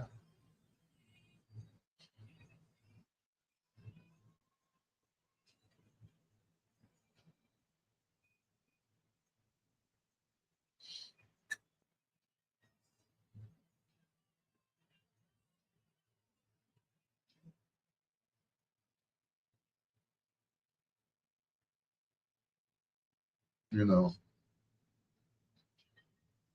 what's that line in that song? If you're lying, keep on lying. Don't tell the truth, don't you dare. Yeah. But if I had a choice between Lisa Nicole Carson and Sanaa Lathan, Lisa Nicole Carson again. She wins. Don't get me wrong. Sanaa Lathan is beautiful. Gabrielle Union is beautiful. And if that's what Dwayne Wade likes, then that's cool. You know,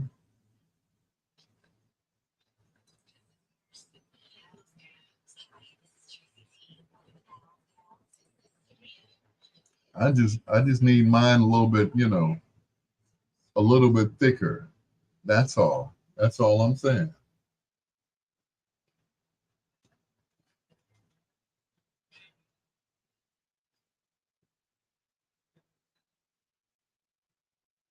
I used to have a crush on the lady who was on Extra. What was her name? I forgot her name. The girl with the big hair. And she would talk and the hair would shake. I'd be like, "Ooh, girl, you gonna get it." She was fine.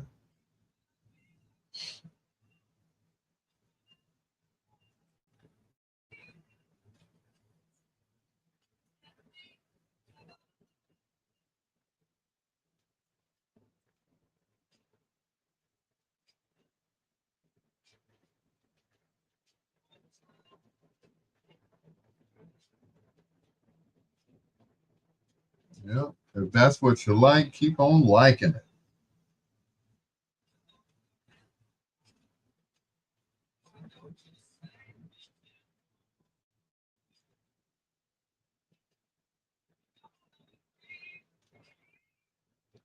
You know,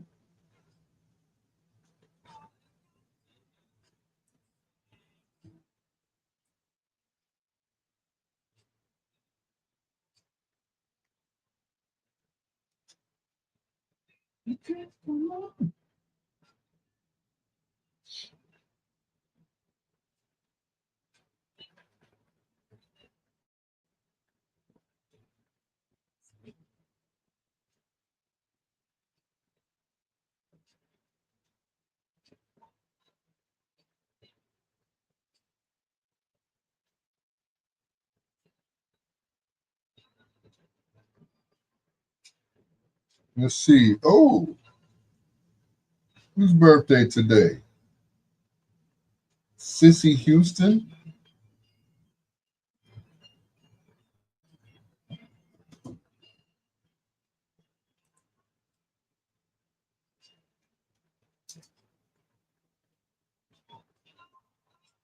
Sarah.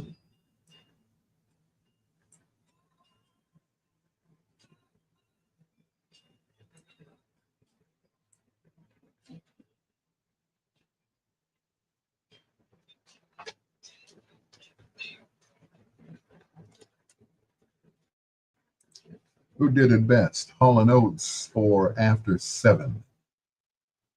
Uh, well, the original, of course, was done by Hall and Oates.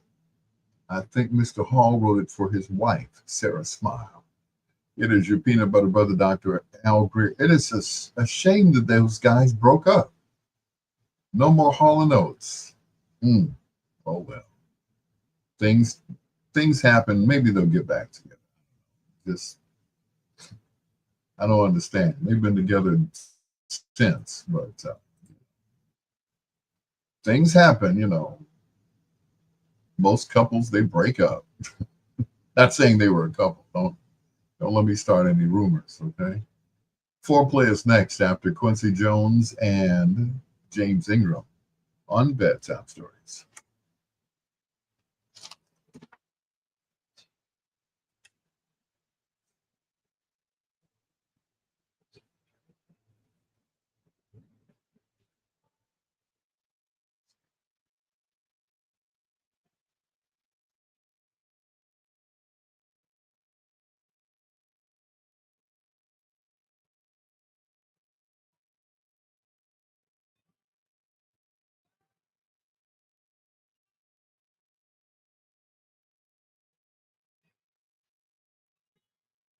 Hundred ways.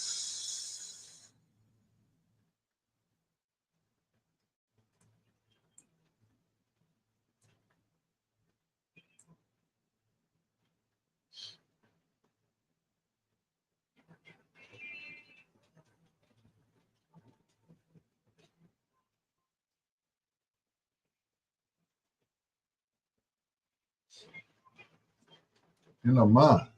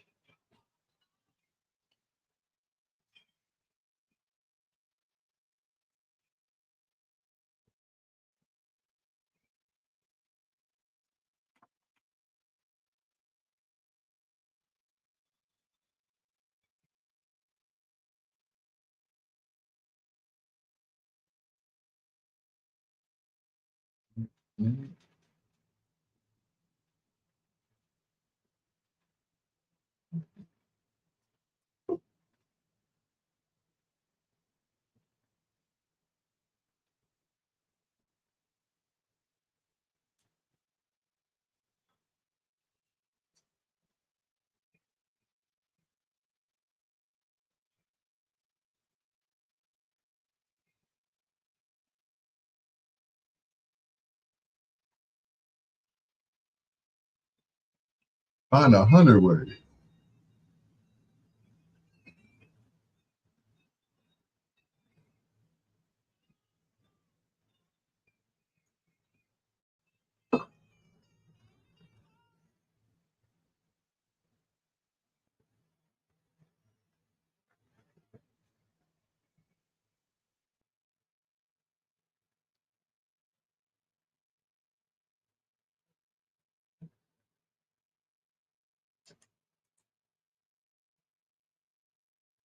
Quin- Quincy Jones along with James Ingram. James never had a successful song by himself. It was always, with Patty Austin. Patty Austin, but never by himself. It's always with Quincy Jones and Patty Austin. Hmm, interesting. Anyway, it's your peanut butter brother, Dr. Al Greer. Have you always wanted to get into the music business? Now, I know there are a lot of people out there, you have songs and you think, and nobody wants to call their baby ugly. They have some songs that they've been sitting on. They say, I should release this. Well, find out the right way to do it. So if you're interested, listen up.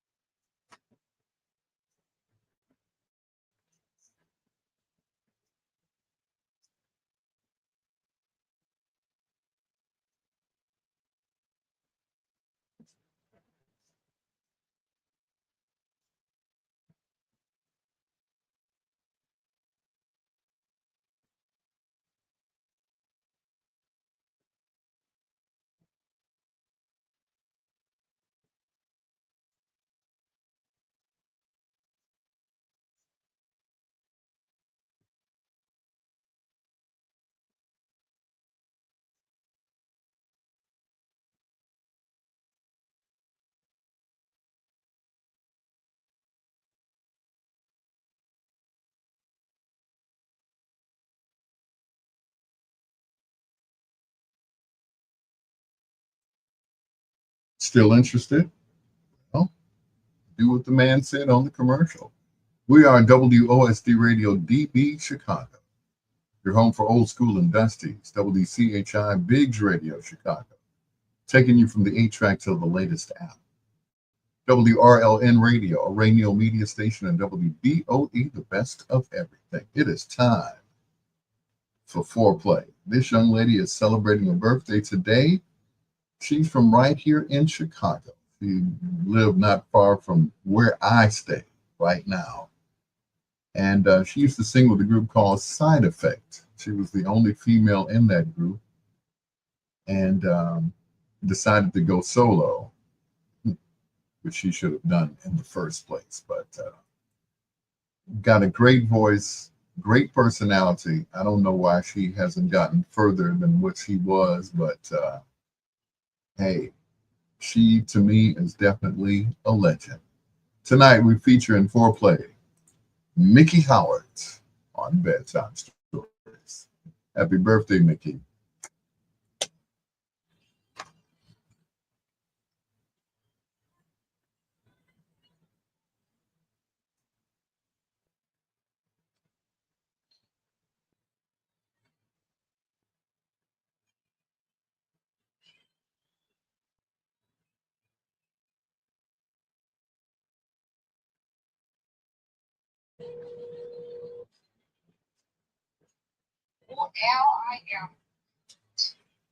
You are what?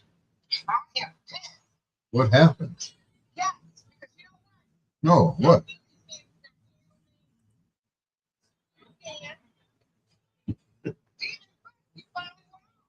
Uh-huh.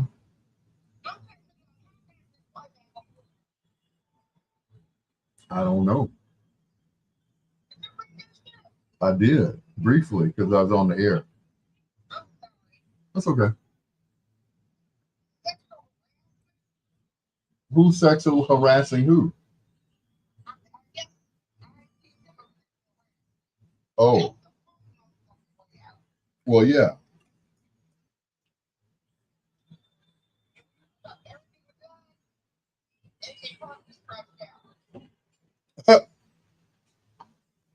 Well, you know what they say. Um, ch- chicken shit.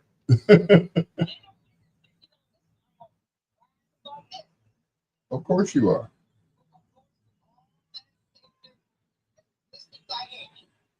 There you go. There you go.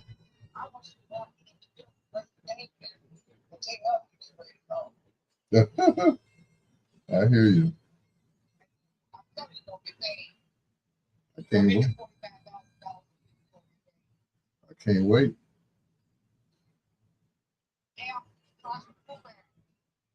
Yep. I'll call you tomorrow. All right. You're welcome. Good night.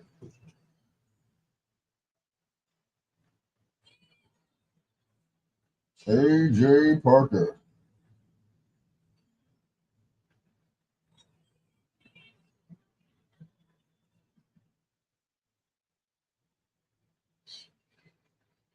Baby, be mine.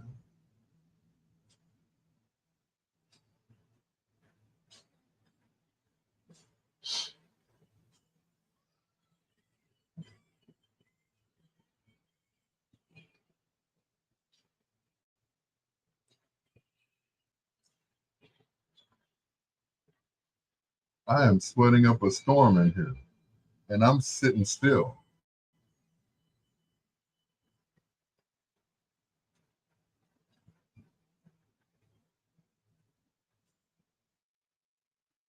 Sitting still, I tell you.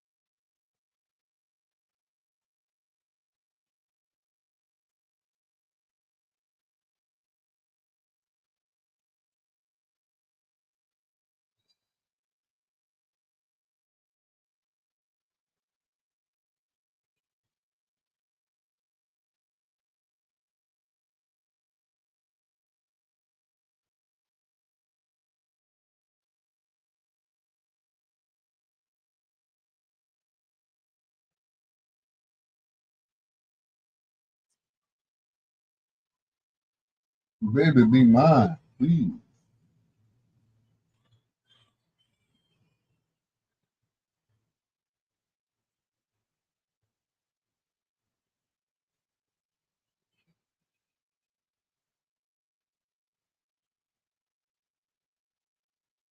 So can my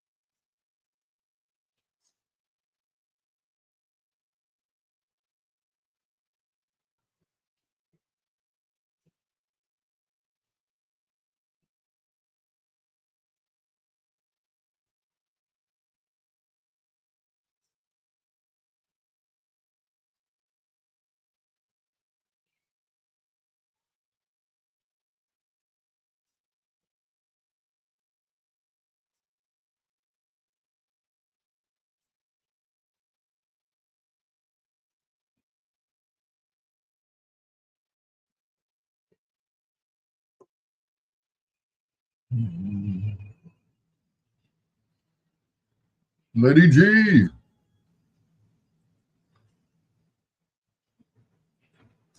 So you think you could get me in where you live?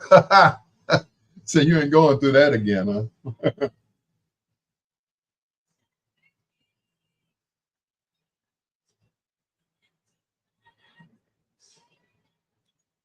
He said, no way, Jose. In Inglewood, you'll stay.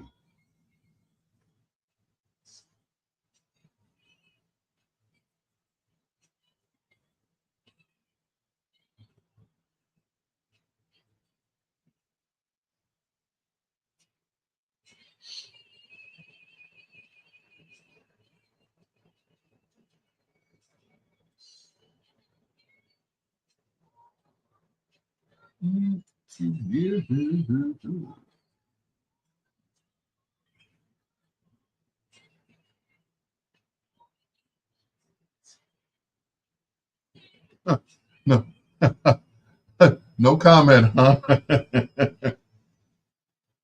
I bent over backwards to get you in this building. And what did you do? You moved out. Worst mistake of my life. I was paying $500 a month for rent.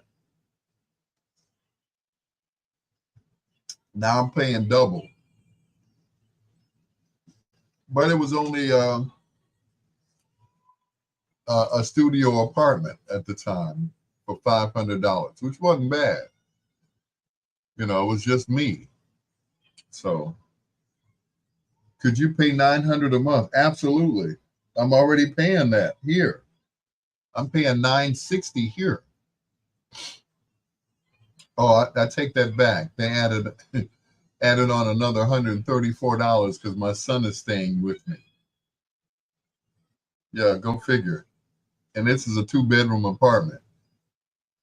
This is supposed to be a bedroom, but instead it's a renovated studio.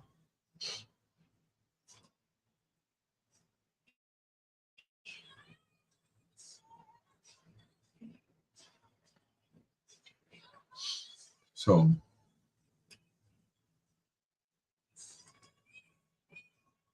yeah, I could pay $900 a month, of course. Yeah, I'm paying that much for 2 bedrooms, and it's not even in a modern apartment. So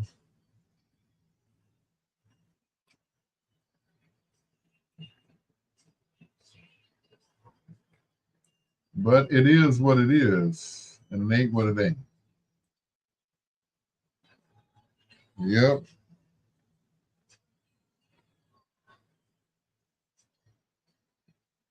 But it's okay. At the time I needed to get my own apartment, and I did. You know.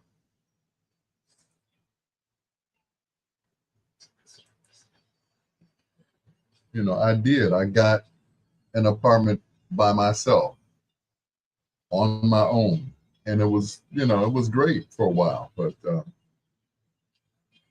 you know, and at first, you know, I was cool with the landlord and everything else, but you know, things change. You know, so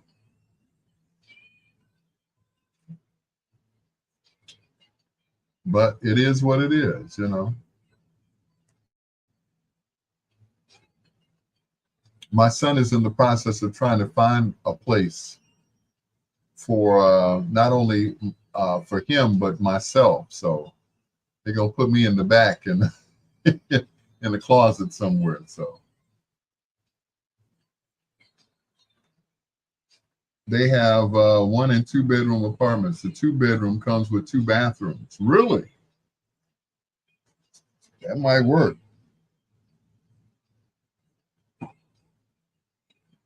You know, I'm not, you know, ruling anything out at this point. You know, I kind of when I moved over here, everything was cool, and it still is. You know, nobody has broken into my house. You know, none of that stuff. Not like when I was on 63rd and Ada. So, but if I find a better deal, yeah, I'm out of here like the captain in Tennille. I'm out. It's like, sorry, you know, the disrespect is real. So,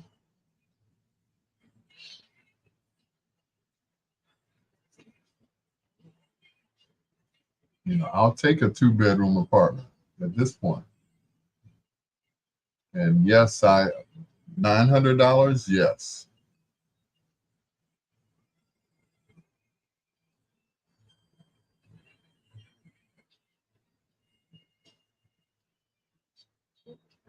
You know, I just feel like, you know, a 2 bedroom apartment, that's for 2 people, right? That's what I thought. At least that's what I thought before. But, you know,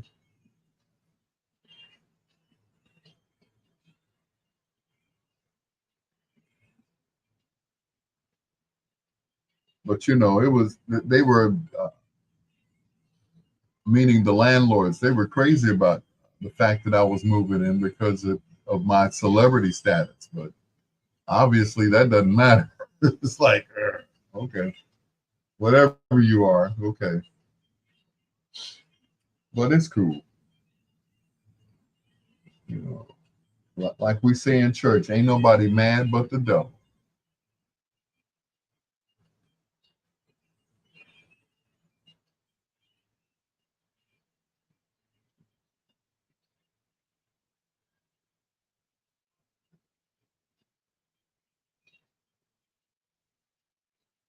So maybe I will start fresh in 2026.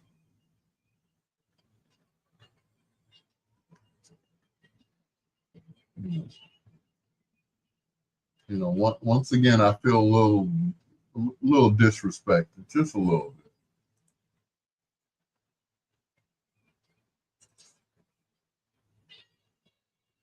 bit, just a tiny bit, just a wee bit.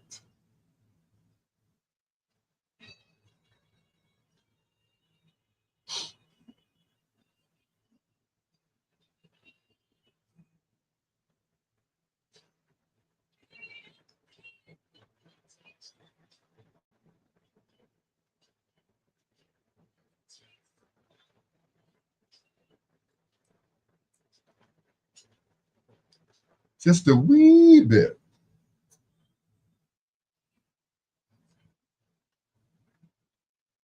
The same person? Oh Lord. Oh, oh well, so much for that. I'll stay where I am. That ain't gonna go over well.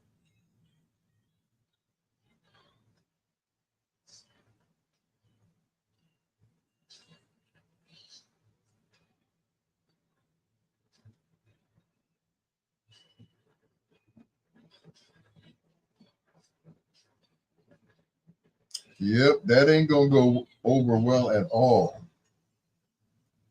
You stay put.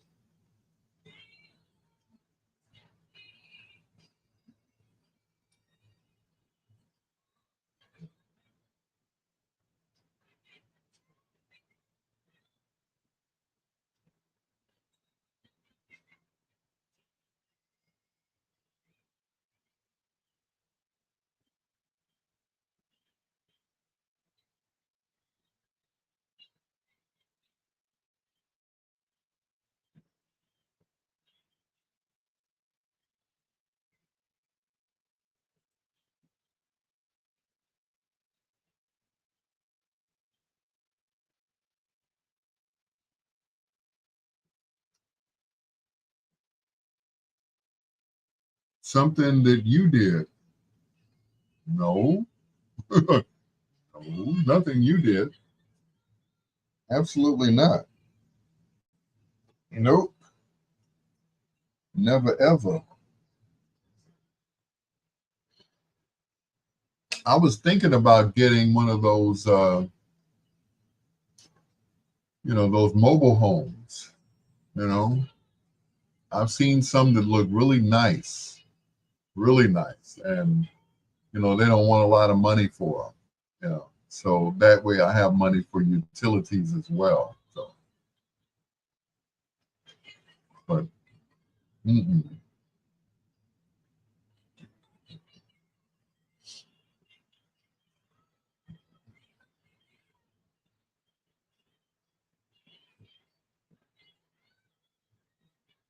mm-mm.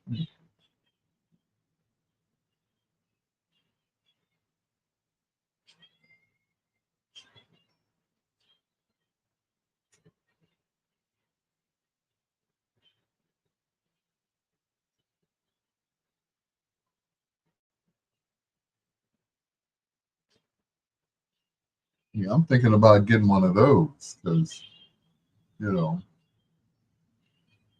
nobody can tell you how many people you can have in there. Like they're gonna go around checking. Ah, you got more than two people in here.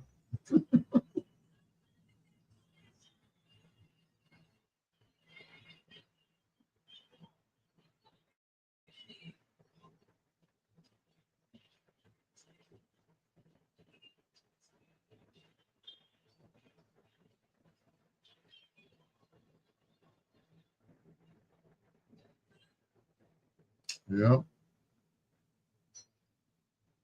I saw one. They have like a man-made lake out back where you can like in a little deck. I'm like, what?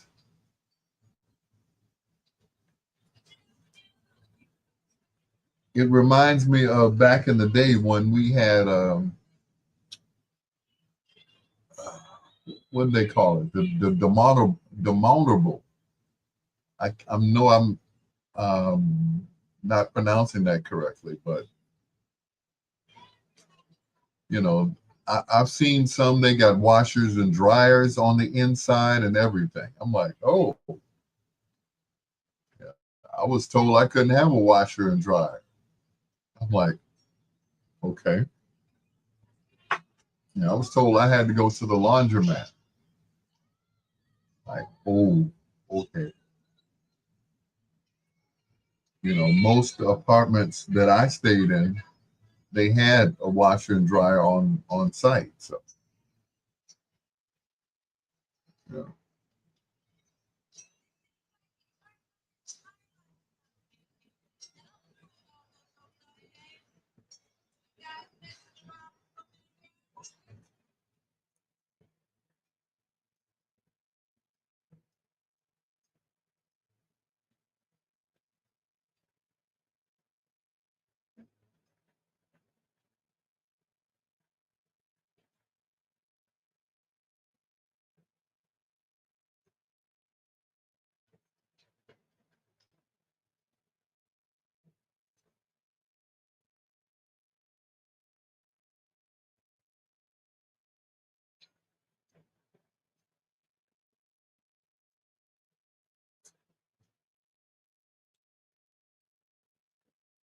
Is that what they call them, motorhomes?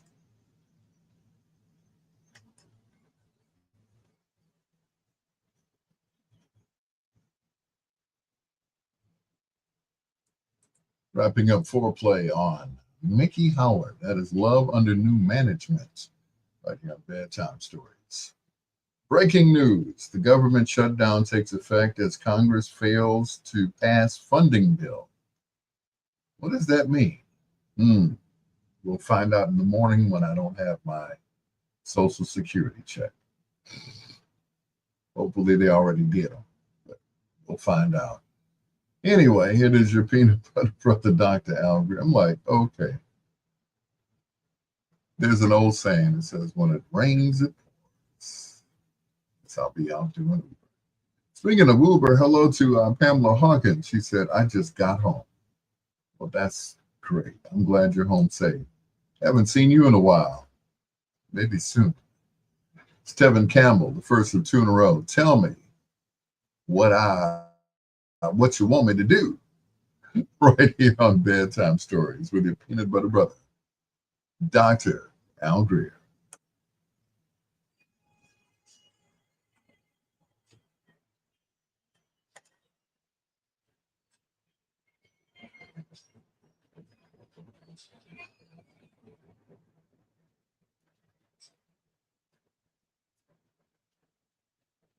Tevin.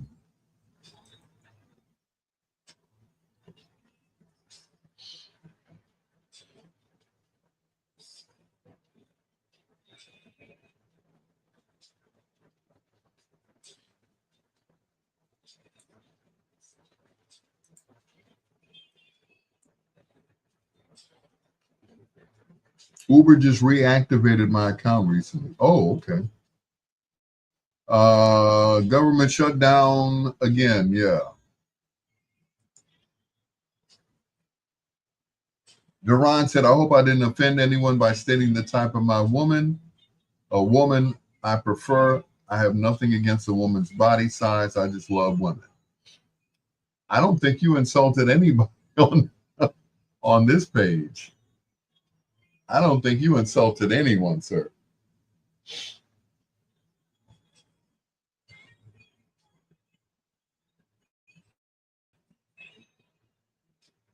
Nope, I don't think you insulted one person. Otherwise, yeah.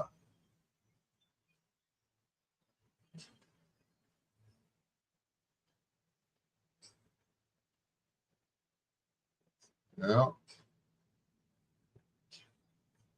I'm sure if you insulted anyone, the women would beat you up about it.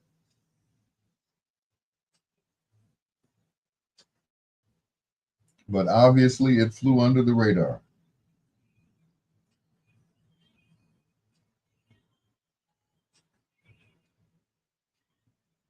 And that's just it.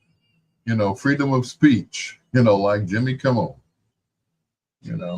If that's the way you feel, then that's the way you feel. That's what you like.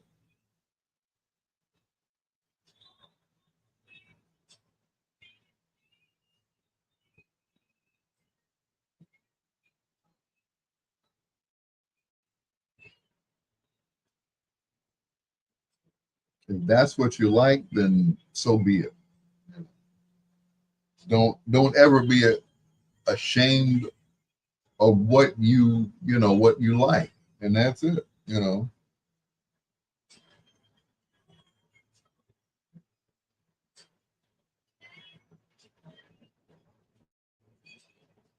When somebody asks me to say, hey, why are you with the fat girl? Like, hey,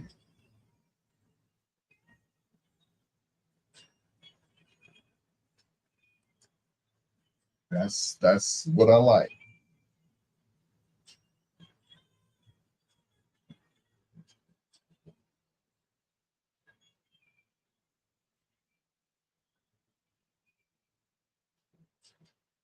It's like some guys, they won't date a dark skinned woman because they think, you know, and that's just it. Once again, that's your preference. That's what you like or don't like, and that's cool.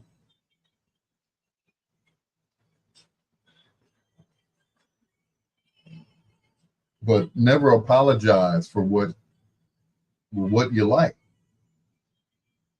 you know, because there's someone out there that likes what you like or will like you because of what you like, and that's it.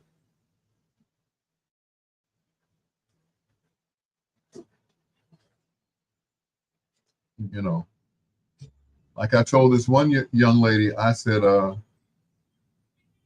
I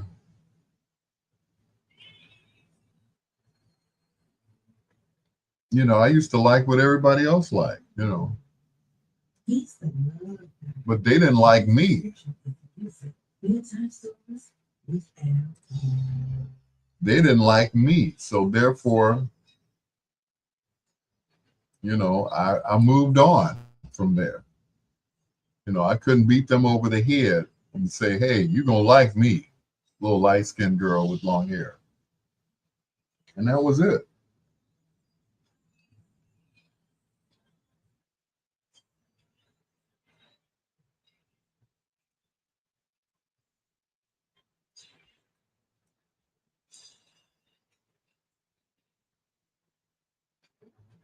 Once again, don't ever apologize for what you like.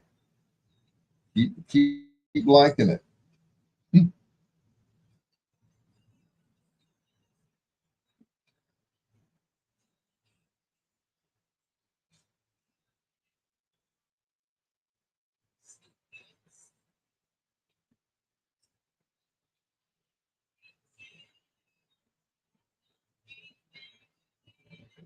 On the tabletop. Oh,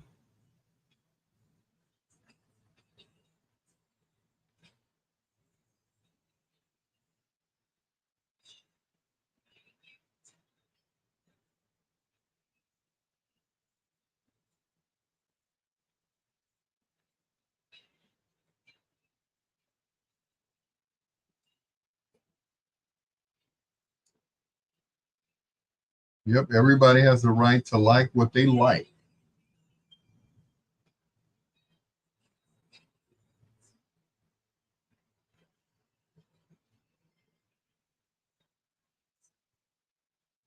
I don't think so. You know, if you like what you like, then stick with it. Don't compromise.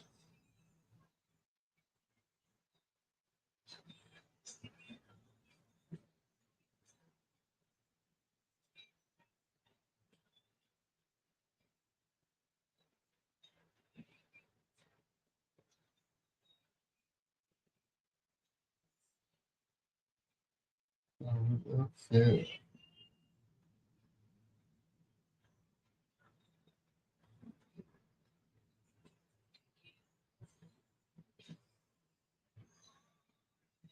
Yeah, we're all open-minded around here. Last time I checked.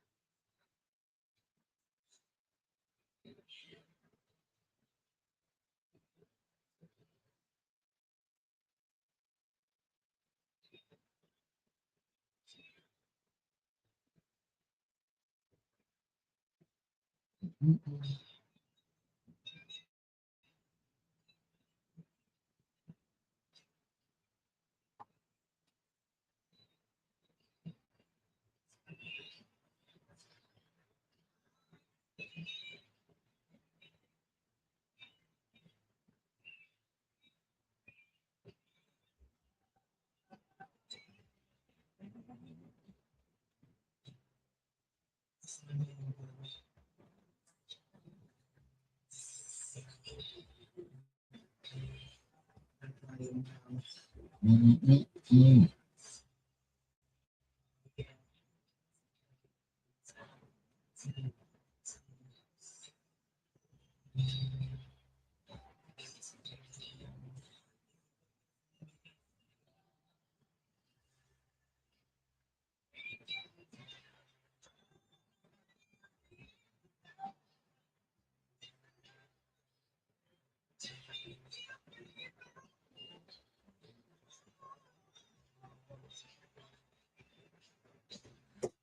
Got to break it on down.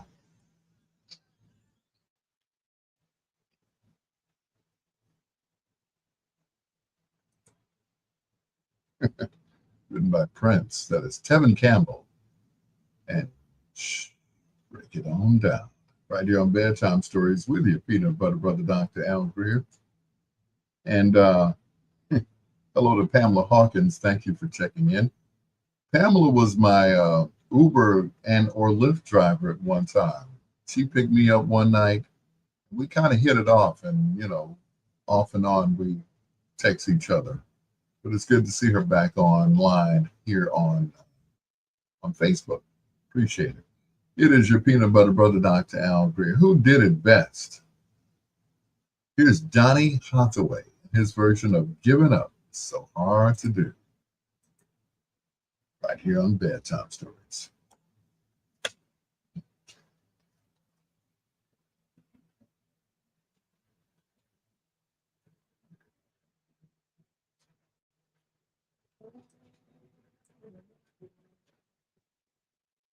Giving up.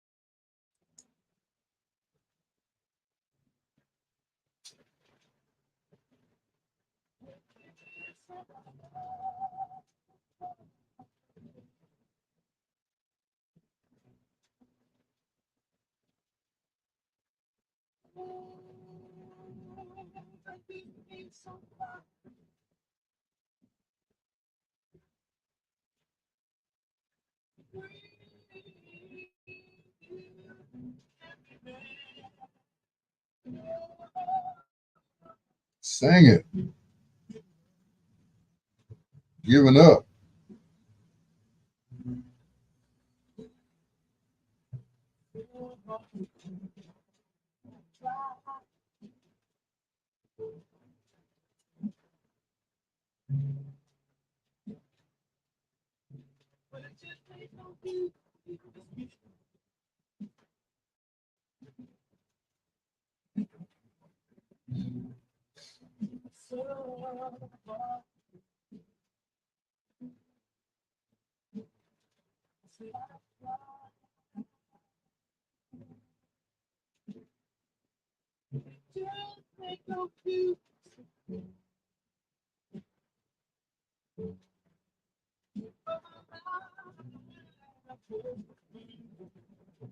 Mm.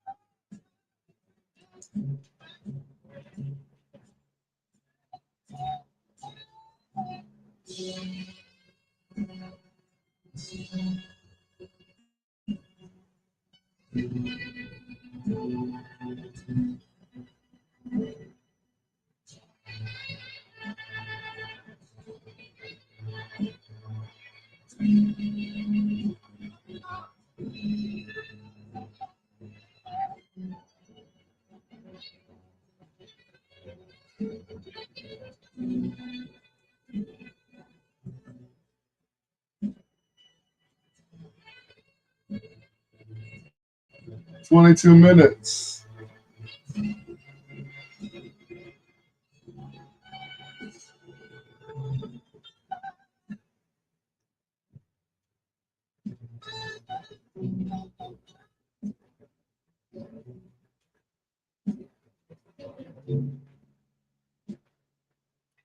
Too many bad things went left over at the old place. I could have put you on here, and yeah, I'm still salty about that. Well, I once again I apologize. There's water under the bridge, but if you want to, once again hold on to that, then I can't blame you.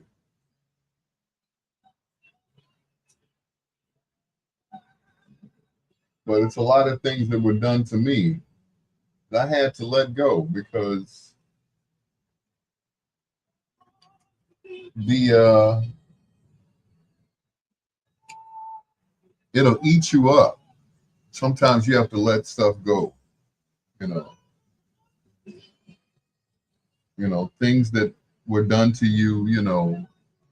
Back when you were a child, or back as a young adult or a teenager or whatever. Sometimes you just like, it happened, and just move on from it. You know, I could stay mad at my dad for what he did to me, but what would it change?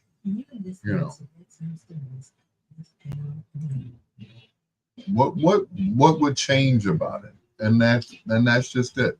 If I could bring them back and say, hey, why did you do what you did to me?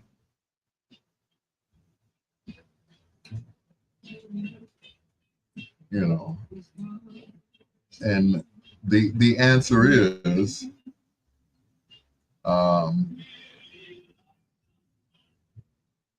he wasn't,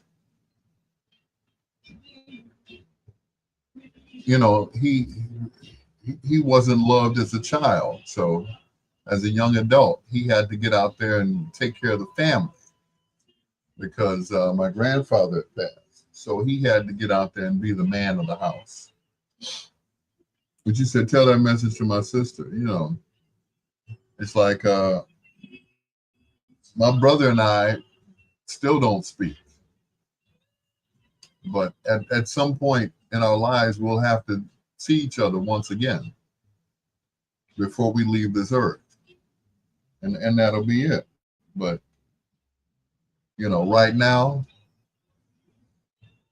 so, there's a lot of stuff that, you've moved on, okay. But, a lot of things have happened to me, recently that I care not to talk about because then I'll be sitting here crying on the live. But,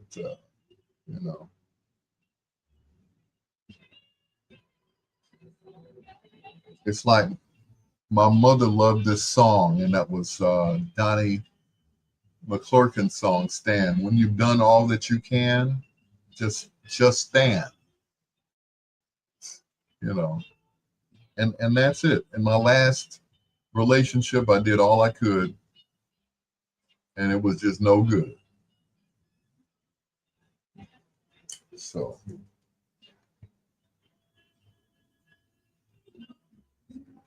and that's just it,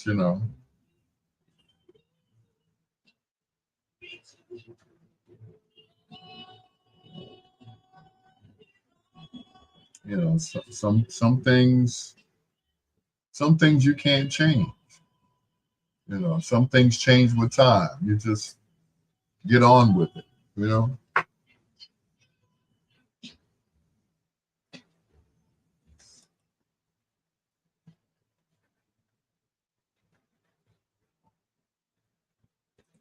Who did it best, Gladys or Donny Hathaway? Now that's not fair. Donny Hathaway did it his way, and Gladys did it her way. Giving up, it's hard to do right here on Bedtime Stories. It's your peanut butter brother, Dr. Al Greer. We got about 17 minutes left, so I'm going to make the best of it. With the baby Nancy Wilson, You're as Right as Rain. Arranged by the great Gene Page, who did all of Barry White's songs. Right here on Bedtime Stories with the peanut butter brother, Dr. Al Greer.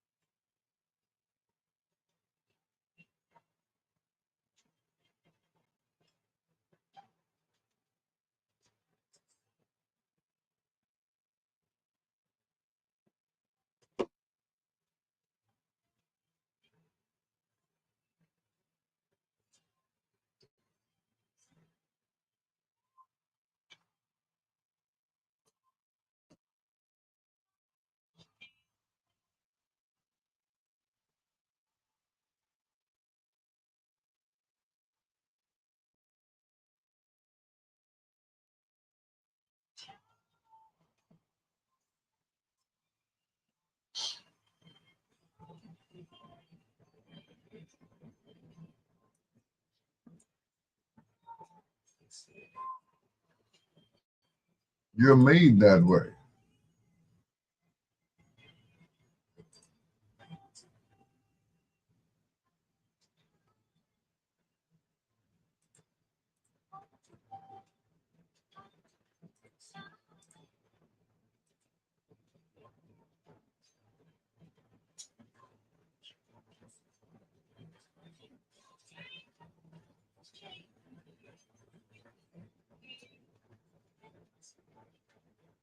Because you're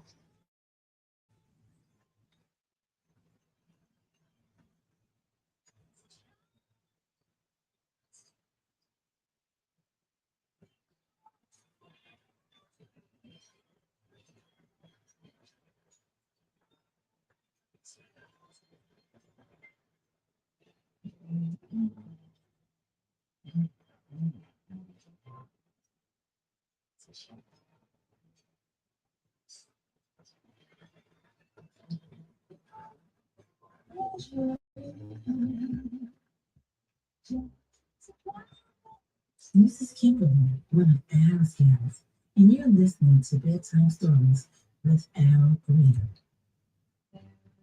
Somebody I love to see.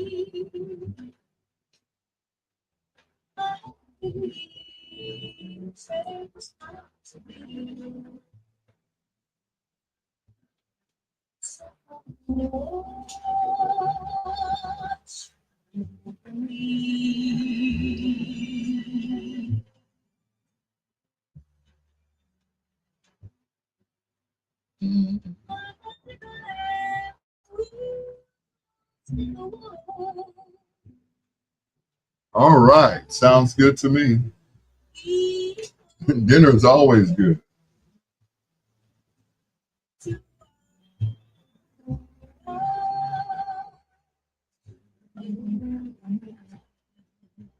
Yeah, I'm starting to think of ramen noodles as a regular dish.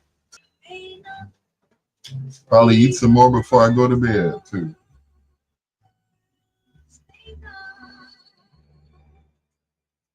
It's been rough. You know, last week was like the worst week of my life. I mean, it started off bad, you know.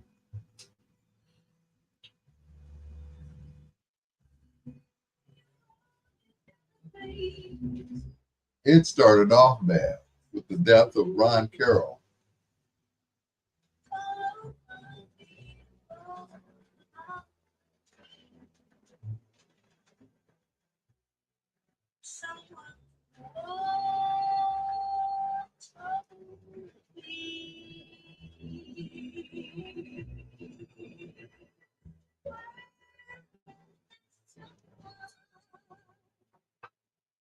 All right.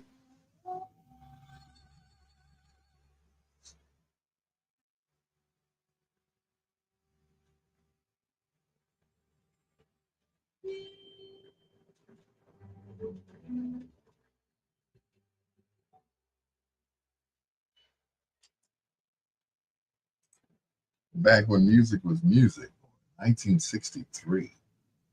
Nancy Wilson, Someone to Watch Over Me. Yes. It's your peanut butter brother, Dr. Al Greer. This is Bedtime Stories. The show designed with the lovers in mind, where we put you to bed but never to sleep. The greatest love songs, not sex songs. If you notice, certain Prince songs that I'll play and certain ones that I won't. Do Me Baby, I won't play. But the rest of them, definitely. Especially this one from Michael Franks. Straight up love song. When I Give My Love to You, featuring Brenda Russell on Bedtime Stories.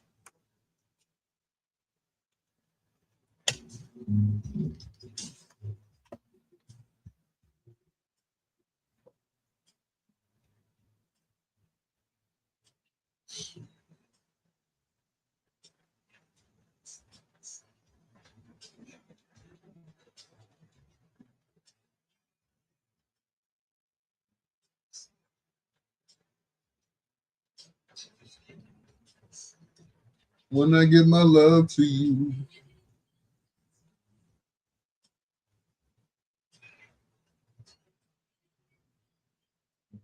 Michael Franks and Furters.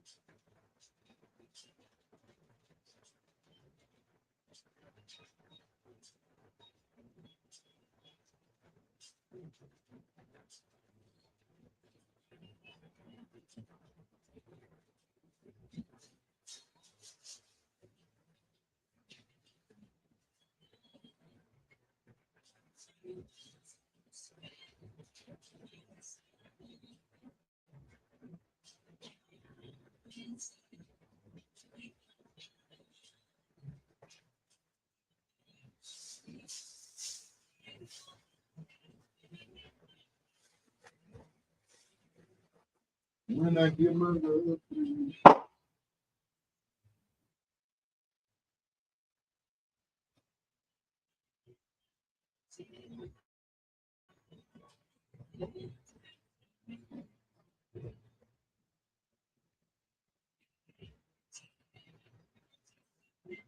Mm-mm.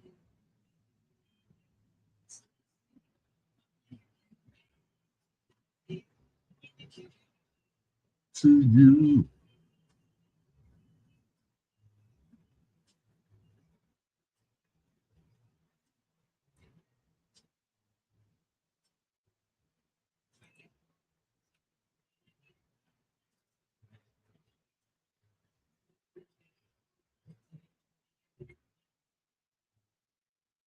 99.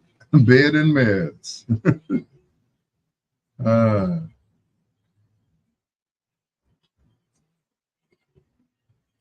so some things don't change.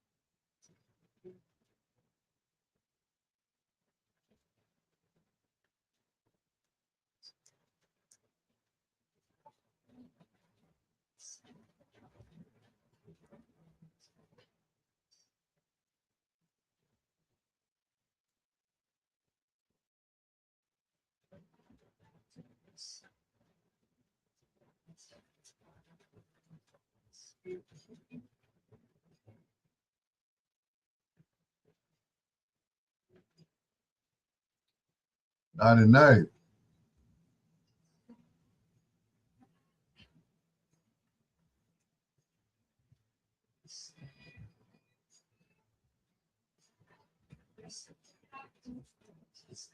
One.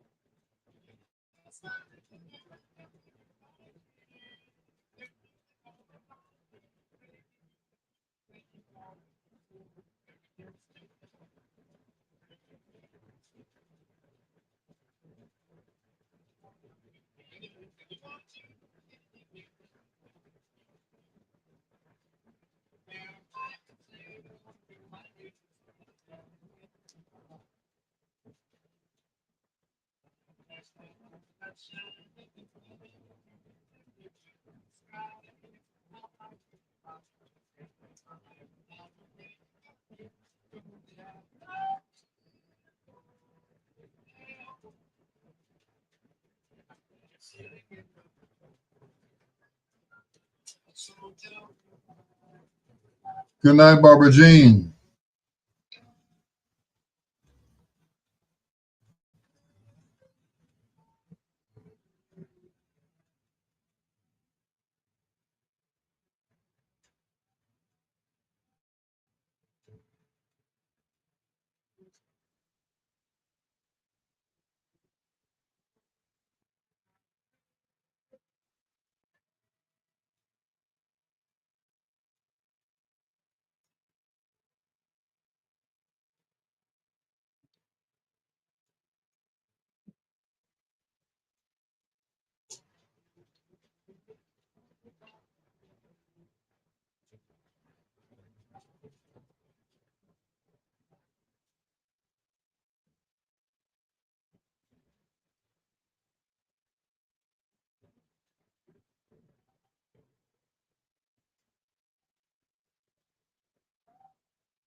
Do it soon.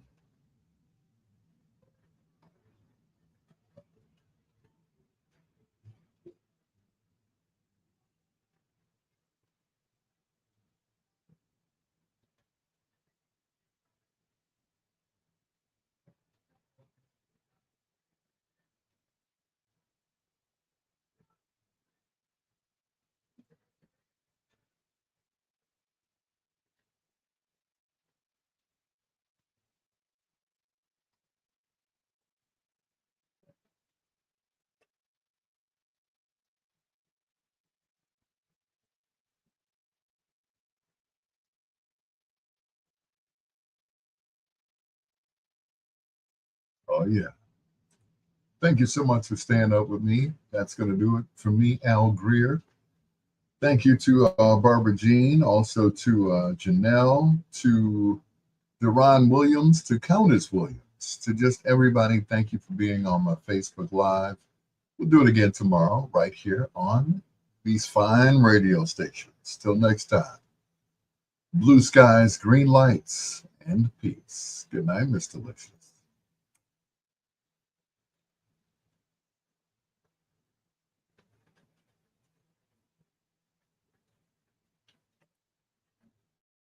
And we're done. Once again, thank you guys. I appreciate you all so much. Don't forget, donations are welcome at alpgreer@gmail.com. That's alpgreer@gmail.com. No matter what the donation is, you know, doesn't have to be a lot, but every little bit helps. $20, $30, whatever. Keep those donations coming in. alpgreer@gmail.com via Zelle. All right. Good night, everybody. And see you tomorrow.